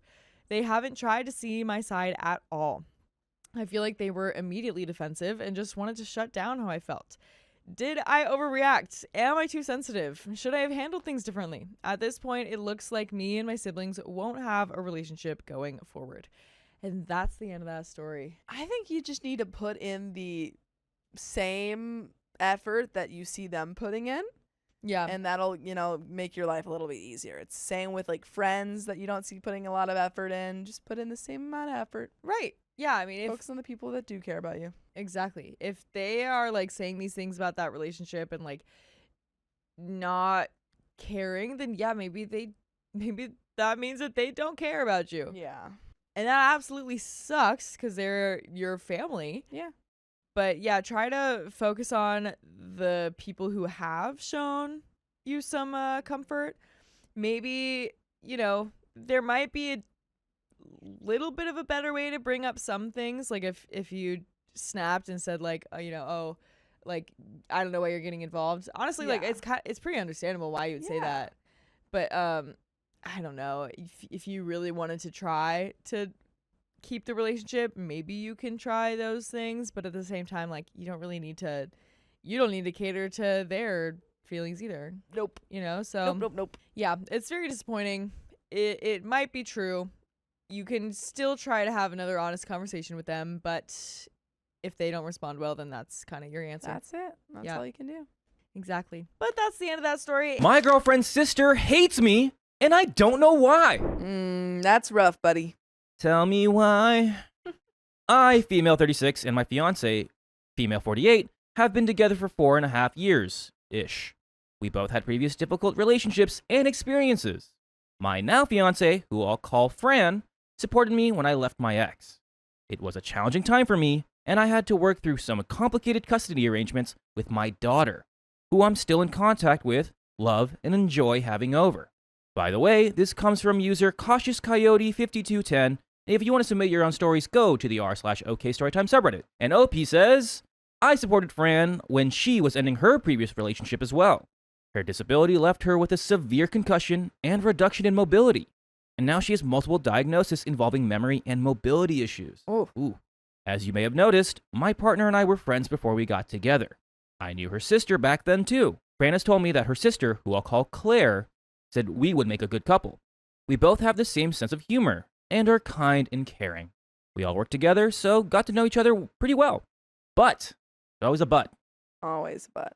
But then we got together, and what should have been a wonderful time shouldn't have devolved as it did with Claire. Fran had her own flat, which I moved into, but not straight away. Fran always tells me sapphics move fast, but I'm bi and never had a female relationship before.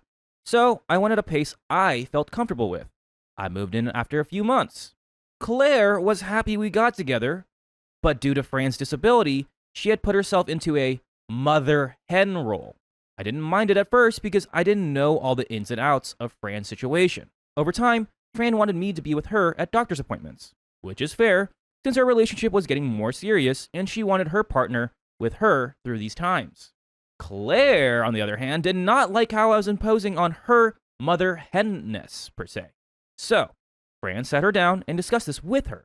She nodded her head and smiled, and inside, she was screaming. A lot. How do you know she was screaming? Oh, you said that. Yeah, I thought OP said that. I was like, how did you know that? I'm a psychic. Yeah, I don't think Fran's too happy. She's going like, happy. Mm-hmm. Yeah, it's fine. I don't care at all. More time passed, and the snarky comments and backhanded insults continued from Claire.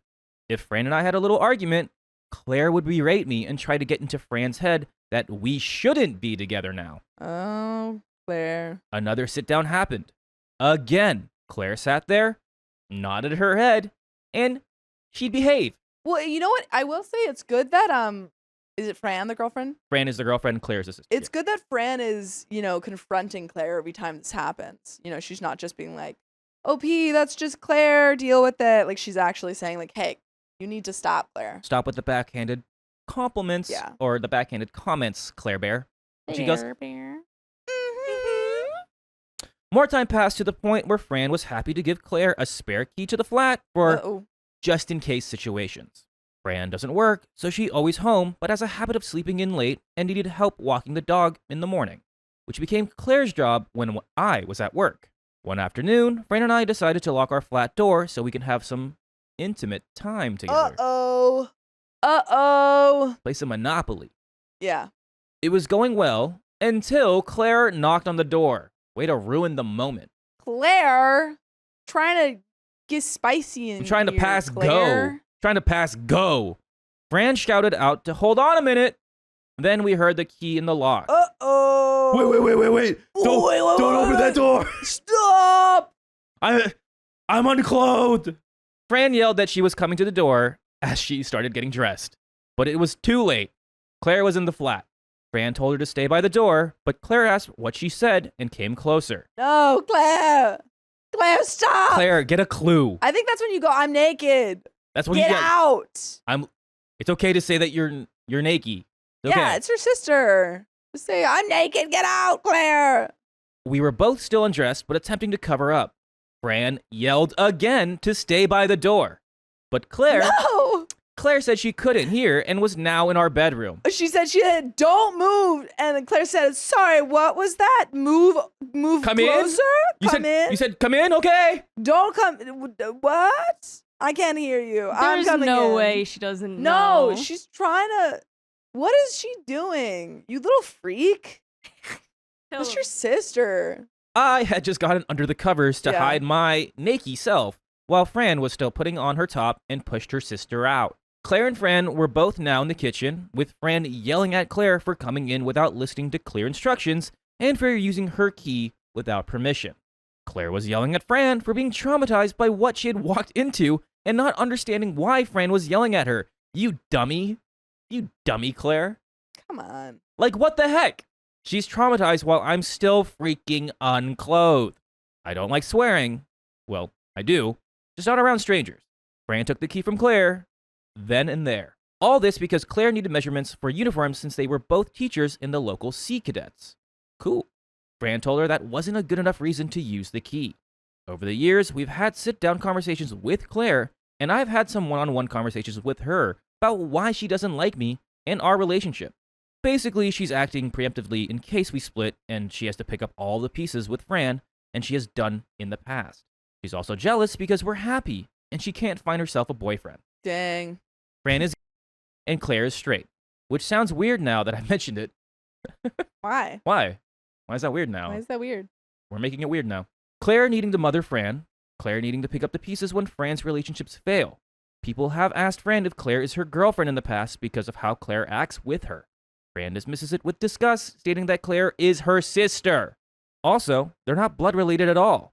They're longtime friends who said their relationship is so close they could be sisters and Wait. have called each other sister for many years. What? You guys aren't even sisters? I feel like that was very important context at the beginning of the story. OP. Okay, you lie. I don't care if you guys are like feel like sisters. You lied to us, OP. You lied this whole time, and I'm They're- upset with They're you. sissies. And now this makes a lot more sense because Yeah. you're taking her BFF away from her. Yes, the sister part was like, okay, I get it. But now it makes a lot more sense that like Yeah, they were BFFs and you took the time away from Claire. yeah. You took Fran away from Claire. She's jealous. It's a little jelly. Claire has always been there to pick up the pieces for Fran, helped remove horrible exes from her life, literally drove them out of town with their car packed and dropped them off at their parents' house. No questions asked. Over the past year or so, Claire has been stepping back and not coming around as often, which Fran and I both enjoy, since Claire usually comes over with something that's not needed for our home. If she does come with treats and food, it's only for Fran. I'm not even thought of. Claire has complained to her, now adult children, about me, and it got so bad that they even stopped coming around because of what she was saying. They didn't like me because their mom didn't like me. Fran spoke to them about it, and we're okay now. But Claire, personally, I have no issues with her. She's a lovely lady, kind and considerate. Emotionally, though, she's damaged me. Okay, so you do have issues with her. That seems pretty paradoxical. You can't say that you don't have issues with her, but she's also caused you emotional damage. That's an issue, OP. It's Yeah, an issue. she's made me venomous against her due to all the venom she spat towards me for just being Fran's girlfriend, for no other reason. She's been a walking contradiction. She wants to see her sister happy and settle down. Then she's always on high alert, prepared for it to fail so she can swoop in and save the day. If Fran and I have a disagreement, she'll be negative about me and try to push Fran towards leaving me. Fran has snapped at Claire and told her that I am the love of her life, that she wants to marry me. We've been together much longer than her other relationships, and yes, we bicker, but not enough to break up over those arguments. It has come to the point where Fran is thinking about cutting Claire out of her life. Might have to, honestly. If Claire keeps trying to disrupt you guys' relationship, I feel like Or so negative can't- about you, yeah. you can't. I mean, if this is the person that you want to marry and you have a friend who's constantly negative about them and causing trouble and emotional damage towards OP, then yeah, I don't think that's a friend that you can keep in your life. Or just stressing you guys out. It seems like it's just Yeah. stressing you out, which stresses Yeah. Fran out, which stresses everyone Too out. much and it's just too much stress. stress. Fran has always said she doesn't do ultimatums because the person that issues them won't win. But Claire's behavior over the year is becoming the ultimatum. Fran has had enough. I want her out of our lives, but Fran feels obligated due to all the years of friendship and all the hardships they've been through together. I keep contact to a minimum with Claire at this point. She's just a dull ache at the back of my head. The slightest touch, and I'm ready to explode when it comes to her. Some background info on Claire. She's older than both Fran and me, a single parent whose body is falling apart, but she's still working. She has too much going on in her life and feels that if she slows down or stops, she will stop completely. Not that her body is telling her to slow down. She has no cartilage in her knees, but still insists on walking and being everywhere. Fran calls her a level 5 hoarder, and it's horrendous. Luckily, no rats yet, but I wouldn't be surprised. She has mental issues that she refuses to get treated. Not that she won't admit them, she's happy to do that, but she's doing so much for everyone else that she physically has no time for herself. By the way, you have all the time in the world to hang out with us. Just go to Spotify, Apple Podcast, iHeartRadio, so you can listen to full episodes with stories just like this one. There's a little bit left to the story, though. I think I just have the same thoughts. I think you gotta nix this friend. Well, it's hard because, again, now with all that context on, okay, you actually need help. Like, Yeah. it's hard because it's annoying and it stresses you out, like you said. Like, the thought of her is a lot, but I feel like you have to have or at least Fran or her, and they've had so many sit-down conversations, like, this should be like the last one, like, hey, I want to help you. You need help. You need to actually focus on yourself. But I think that if they're as close as they are, or were at least, I think OP's girlfriend could employ like Claire's family members to do that and say like, hey, she needs help. Yeah, Notice she this has stuff. I think she has a kid or kids. Yeah. Which is like I feel like are other ways that you can, be there for Fran that aren't being, like, necessarily being in her life. someone said a helicopter like around Fran. Yeah. Like, you can help her out, but it's still not be the same type of, because it's just not benefiting you guys. Yeah. And Or it's not your benefiting relationship. her. It's Yeah, not and benefiting it's not her. benefiting her. 'Cause It- she's so jealous that she can't like get out of this, It would be like, hey, Claire, as Fran, would be like, listen, I have OP now. She's going to take care of me. She's here for me. I mean, I want you here for me too, but Yeah. you need to be there for yourself first before anyone else. Yep. And if she keeps pushing that goalpost of no, maybe cut it off. Agreed. So, we've told her to slow down because her body is falling apart Thanks. and she needs to find herself again, but she won't. Oh, and she literally lives a 2-minute walk from our place. She keeps tabs on Fran's car since Fran can't drive, but I can. And she knows I'm not home when the car isn't in the parking spot. Yes, I've moved the car's spot a few times to see if she'll come around if she can't see the car and I'm home. That was a fun few months. Can someone save my sanity? It's been 4.5 years of sly comments, witching, and just feeling like garbage for doing nothing but having a happy relationship with my wonderful girlfriend. Any advice would be appreciated. Yeah, I think it's just a boundary thing. I think your girlfriend needs to make a lot stronger boundaries. Yeah, and Fran. I hate the ultimatum thing, but it's got to be like, you might have to do it. Yeah. To really let that sink in, which sucks. Indeed it does. My sister judged me for having my son, so I refused to let them meet. Well, who are you to judge? When my husband, 32 male, and I, 28 male, told our families about our intentions to have a child within the next year, my sister, 34 female, is the only one who reacted with anything other than support. For our first baby, my husband and I decided on going the surrogacy route. My sister seemingly took this as a personal attack. Of course. And by the way, this comes from user StockAd8565, and I'm Dakota. I'm Angie. I'm Riley. And we're here to give you some good advice goofily, but we only know what we would do. We don't have all the answers, so if you would do something different, let us know in the comments. OP says, she spent the rest of the dinner my parents were hosting essentially ranting about how surrogacy is misogynistic, exploitive, and that we're gross for wanting to rent a human woman's body. Okay, sure. You can have your thoughts on the process, but it didn't end there. Every time we gave an update to family and she was in attendance, she would make it a point of reminding us how she felt. Our son was born a little over 2 months ago. We've been keeping him to ourselves since he was born, so his immune system strengthens, but we've been slowly introducing him to more people lately. My husband's parents came over 2 weeks ago, and then my parents came last weekend. Yesterday, my sister texted to ask when she could meet the baby, and I told her I didn't particularly want someone around him who was so against his entire existence. I said that if she had it her way, my son wouldn't even be here. She says I'm being unfair, but I just can't imagine her around my child when she was so adamantly disdainful towards us during his conception and throughout the pregnancy. Am I the a-hole? There is an edit. My husband and I are both men. It is the first line of the post. Oh, they're dudes. Oh, yeah. Did you not catch that? I did now. Oh, they're dudes. It's a surrogacy, Riley. Okay. Yeah. They're not having their own child. That's the whole issue here. Hear me out. Or at least they're not, having a child. We're in together. an alternate universe. Dakota and I are Oh, dating. my God. And Angie, we ask you to be our surrogate. Oh, God. Dakota, what if we conceptualize our juices into a bottle, we spin it up, and then we give it, and then whichever one proceeds will be our child? You just it's like a roll of dice. I don't want to conceptualize any of that. It's in the alternate universe, and we're in love.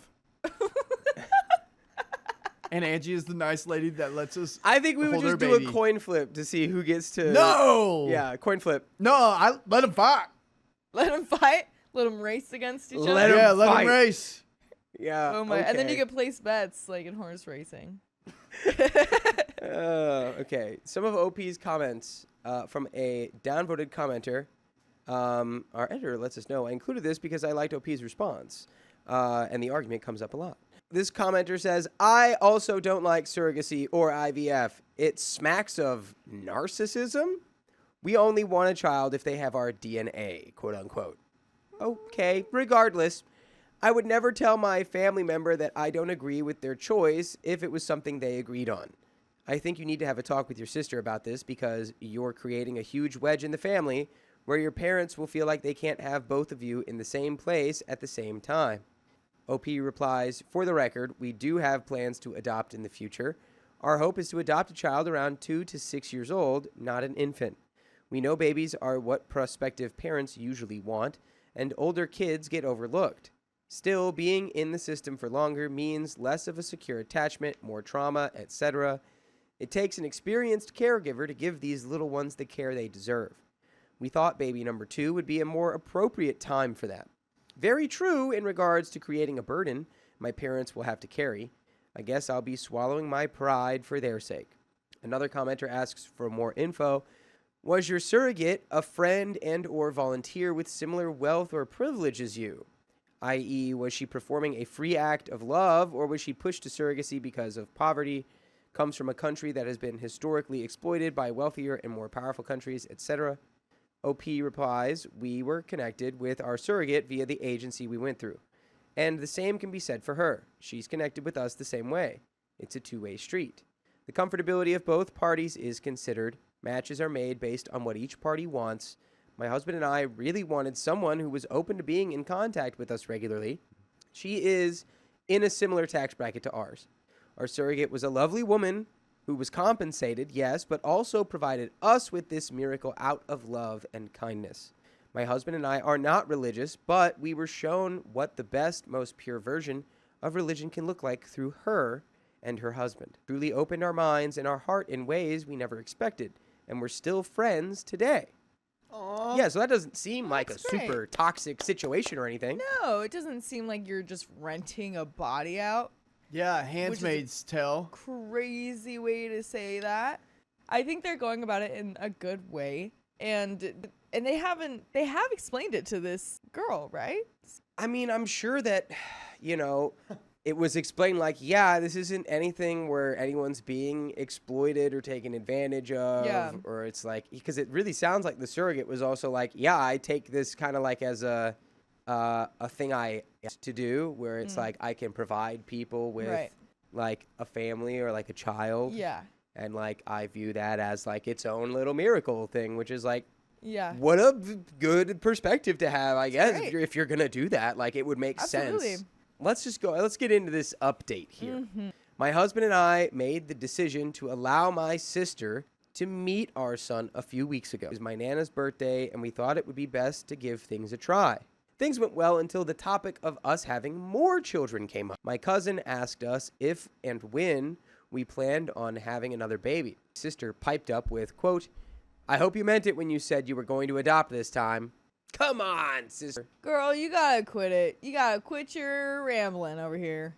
I know this is not the most egregious of mistakes, But the fact that she still feels so comfortable voicing her opposition to how our son was conceived shows that nothing has changed. We gave her a chance, and now we know we still can't trust her. We called my parents the next day and let them know what happened and how it made us feel. I just can't trust her around my child or possible upcoming children. I truly think that if we adopted in the future, she would at best show some kind of favoritism, or at worst, blatantly tell our children that one of them was unethically made. And we do have a little bit more story here, and I do agree where it's like, I mean, maybe it's a little early to be like completely like calling it, but like it's definitely like, and you know, that's just coming from like a family cohesion or, you know, creating peace in your own life, because then it snowballs and creates more problems and more problems. But it's definitely something to keep at the front of your mind and to explain to her as well, where it's like, yeah, the fact that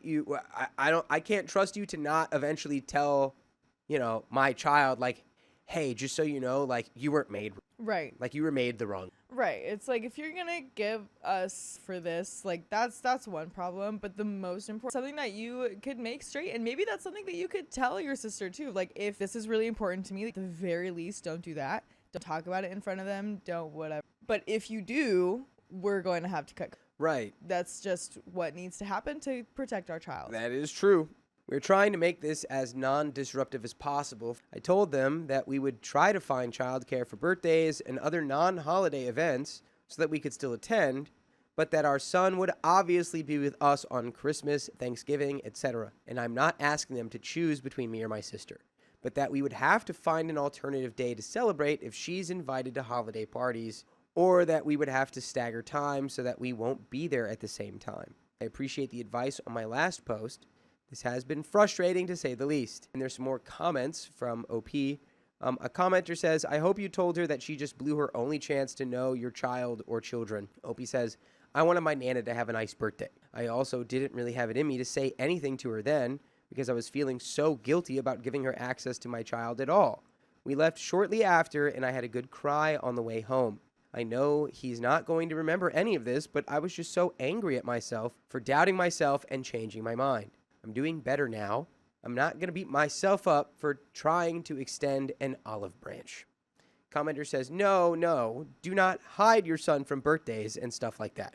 If ever there was a time to make it your parents' choice, this is it, not the a-hole. OP says, I clarified this in another comment, but this was always just a near future kind of arrangement. We never planned on doing this once our son is old enough to be aware of these events. But you're right, even doing it now sets a bad precedent, doesn't it? The more I think about it, the angrier I get all over again. And that is the end of that story. Oh boy. Guys, Yeah. hit us up on TikTok if you have experience with surrogacy or something similar to it. We Have can you TikTok, TikTok to us back. and you can TikTok back. But yeah, I think it's definitely a weird hill to like be so adamantly planted on. Yeah. Just like hitting home with like, oh, thank goodness you're not doing surrogacy again, or it's like blah blah Right. blah. Your child was made the wrong way, blah blah Right. blah. It's like, yeah, that's totally gonna get out. That energy is totally gonna get out and into the ears of the child. It's like, sure. Yeah. I mean, I guess like in this situation, I guess like in some situations, terrible situations, people may be rented out handmaid style, but like this is not what's happening here. Like you're just getting angry for no Yeah. reason and at your family too. Yeah. Dinner just gets cold while they speak. Yes. Nothing you got to say is that important, boss. Chief. And all he would do was talk. He wouldn't work. He wouldn't. Dude, I'm so glad I was out of that. Talking. No updates. Having a No meal updates. put in front of me is one of the only things that makes me shut up. We got another story, guys. My mother demanded I spy on my father's new family. I spy with my little eye. Who's that guy? My mother told me she can never trust me again because I'm my father's daughter. That one sentence ruined our relationship. As it should. By the way, this comes from OKMix82, and if you want to submit your own stories, go to the r/OKStorytime subreddit. For context, I'm female 37. My dad left the family for another woman he had been cheating on with my mom for a year in 2013. We were all super close growing up, and this happened about 3 months after my now ex-husband proposed to me. It shocked us all to our cores, and I remember screaming at my dad, "Everything you taught me was a lie. for about 10 minutes and generally being hysterical. 2 days after this, my mom said those words that would haunt our relationship forever. My sister is my full sister, 3 years younger. That sentence was kind of the beginning of the end of my relationship with my mother. I buried it at the time, but over the years, my mom and I's relationship began to gradually deteriorate, while at the same time, I began to incrementally allow my father back into my life. He and I had many talks about what he did, and he took as much responsibility as he could for how it affected me. He never pushed into building a relationship with me. He allowed me to guide that, and we have been able to get close. He married the woman he left my mom for, and she's actually a lovely person who also allowed me to guide our relationship and how I wanted to interact with her. Honestly, if you cheat on someone, you better be marrying them. You have to. I guess that's the logical. It would be like, well, like if your sports team loses to somebody, but then they won the Super Bowl, you're like, well, at least well, we weren't the only ones that lost, right? Like they were going all the way. Yeah. So Also, you know how conflicting it is having Aaron Rodgers on the Steelers? why I don't know what to do with myself. are you a Steelers fan? I'm a Packers fan, and I love Aaron Oh. Rodgers. And I don't want to be a Steelers fan, but I think I might have to. You can't be a Steelers fan. I might have to. Those don't You exist have anymore. Micah Parsons. Come on. Huh? You have Micah Parsons, though. We got DK. We got DK Metcalf, too. Oh, yeah, that's crazy. Packers are winning the Super Bowl this year. Huh? No. Steelers. DK's on the Steelers. Oh, okay. Yeah, they're winning. In the meantime, my mom just kept talking about how she hoped my dad would pass away and how awful he is. Fast forward a few years, my ex-husband decided he didn't want to be married to me anymore and told me 1 month before I had to have a hysterectomy at 30 years old. He said I gained weight and couldn't love a woman my size. By the way, I did not have a hysterectomy for fun.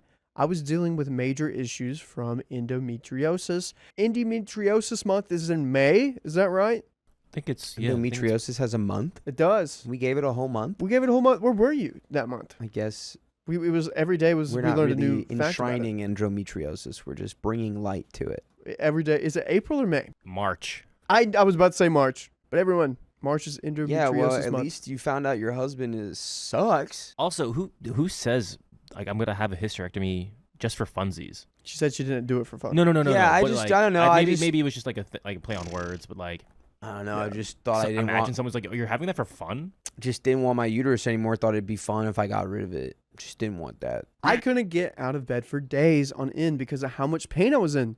So working out was out. My ex didn't cook. He reheated chicken wings and fed me those along with energy drinks. Oh, no wonder I gained so much weight. Anyways, I ended up moving in with my mom and my sister, who is married, and her husband lives in the house too. He and my sister live in the fully furnished basement, complete with kitchenette and a full bathroom. I took the spare room upstairs across from my mom's main bedroom. The house they live in is very nice, and in a small town in Wisconsin. Meta, we were just talking about the Packers. A small town named Green Bay.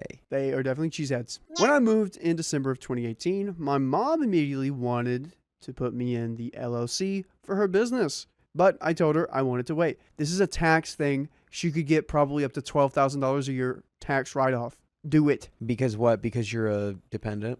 Or probably dependent and also a family member. I had given up my dream property with my custom horse barn, lost my husband, and was still facing having a womb removed. I was not sure what I wanted to do, but that really upset my mom. She didn't say much, but I think we all know what a pursuing of the lips mean.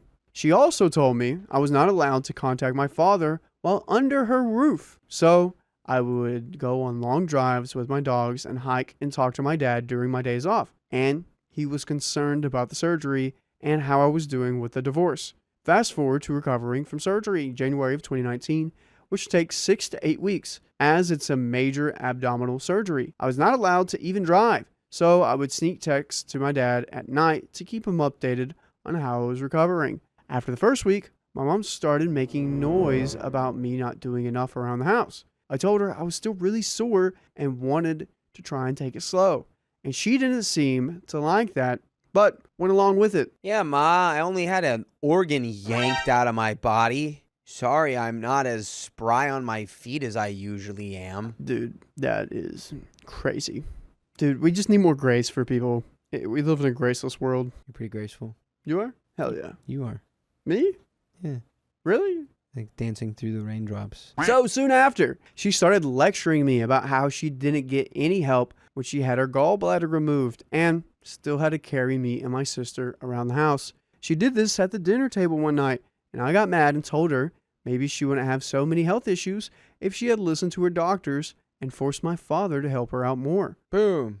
My sister chimed in, siding with my mother, till I began to cry. My sister's husband got up and left the table at that point, which bothered my sister enough to finally get her off my back. I went to my room and cuddled my dogs.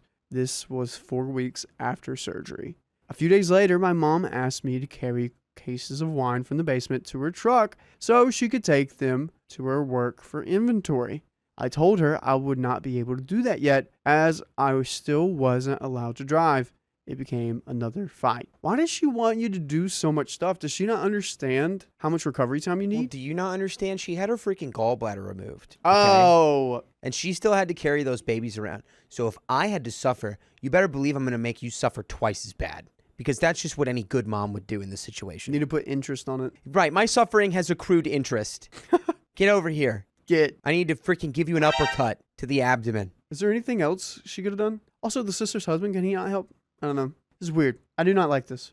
She's just a mean lady. She's a mean lady. Any parent who's like actively telling their kid after they've had a divorce that it's like your dad's evil and you should hate him and I hate him and he's the worst, blah, blah, blah, blah, blah. It's just a despicable thing to do to your kid. Let your kid decide how they feel about their parents. So, Parasites and amoebas. I started feeling really guilty. So, I gave her money to redo the flooring in her basement and in the guest room, and covered the new paint for both areas, and bought her a few nice things around the house. I spent around $2,000 to $3,000 to try to keep the peace. Once I was healed, I decided to get a job at a horse farm to help me lose some weight. I still had some money in my savings account, and while I knew it wasn't going to pay well, I needed the mental comfort of being around horses again since mine were still with my ex. I've been with horses since I was 3. I used the money in my sizable savings to help pay for food and whatever else my mom needed,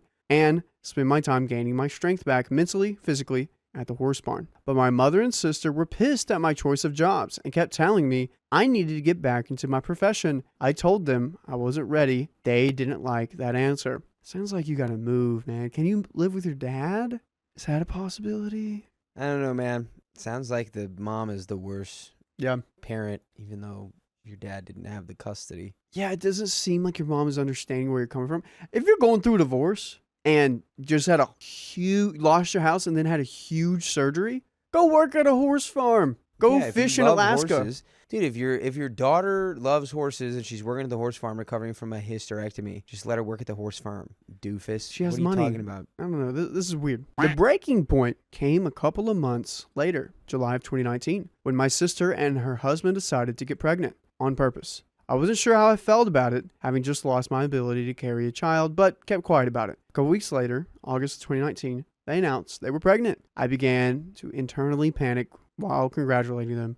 The timing felt cruel, where I was still recovering from losing my ability to have children, and my sister was flaunting her pregnancy in front of me every day.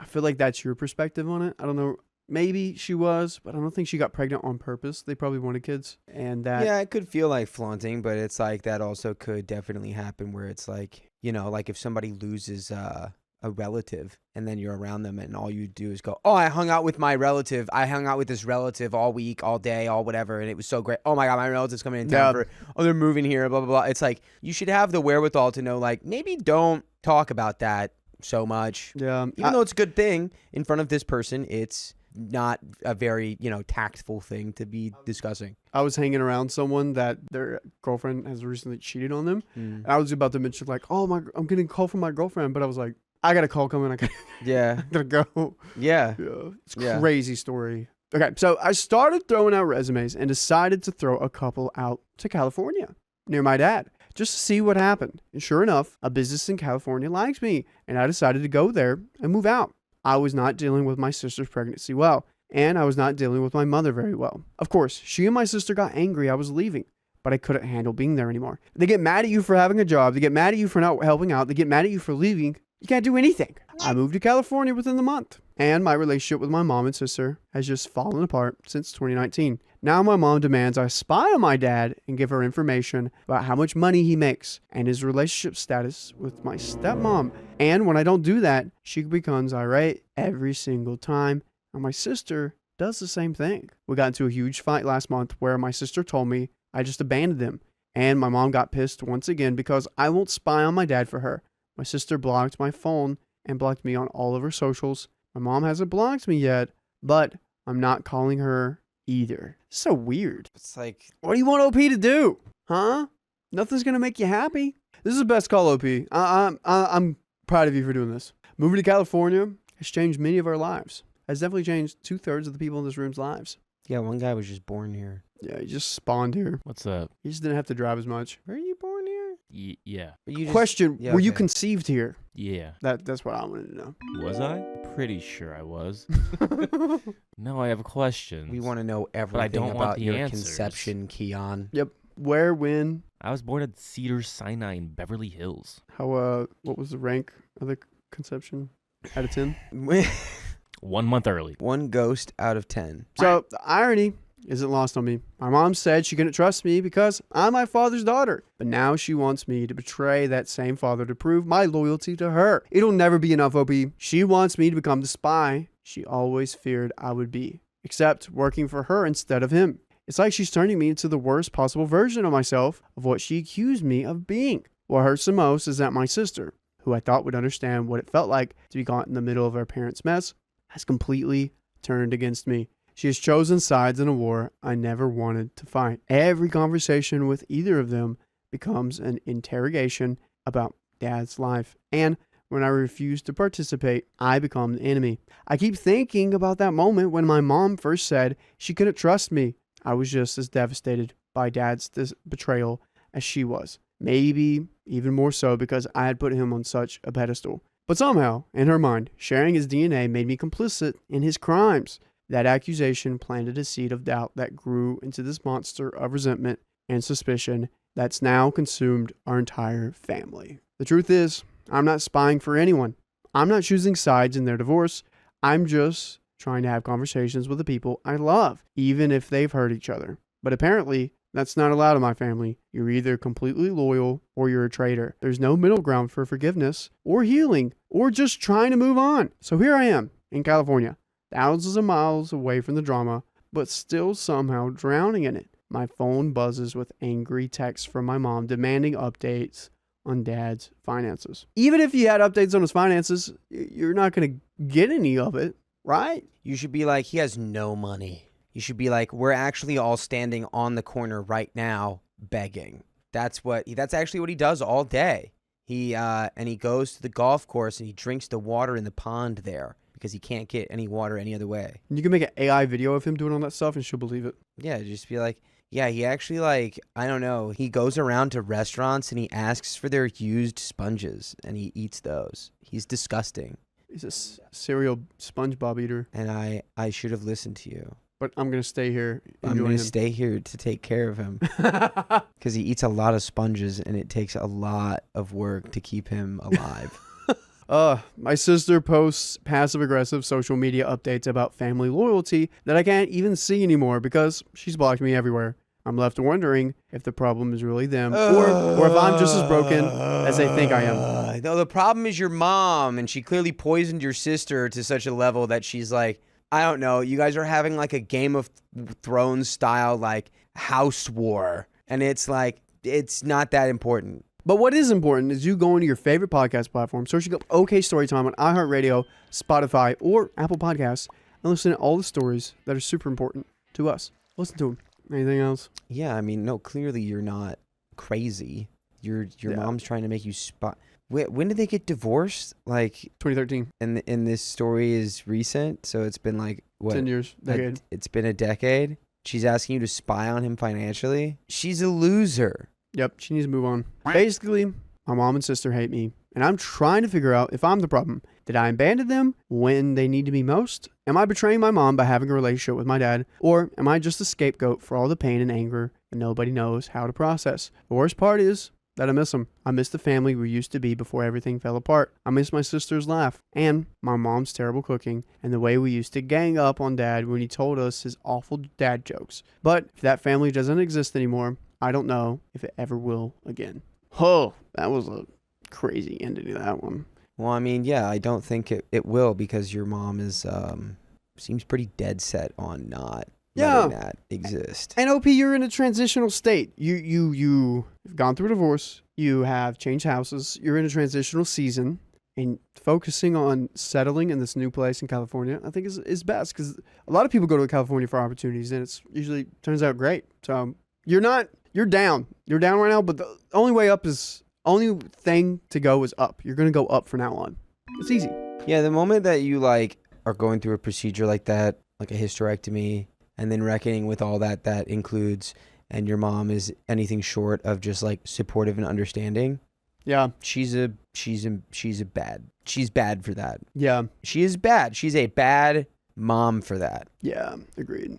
Because a good mom would be nothing but like, what do you need? I'm sorry. Take as long as you need to recover. Take as long as you need. Yeah, I'll get someone else to get the wine from downstairs. Everything's going to be fine. You're going to be okay. Here's some snacks. Take your time to get back to normalcy. Here's a cute dog video I found. Yeah, instead she's like, get the wine, wench.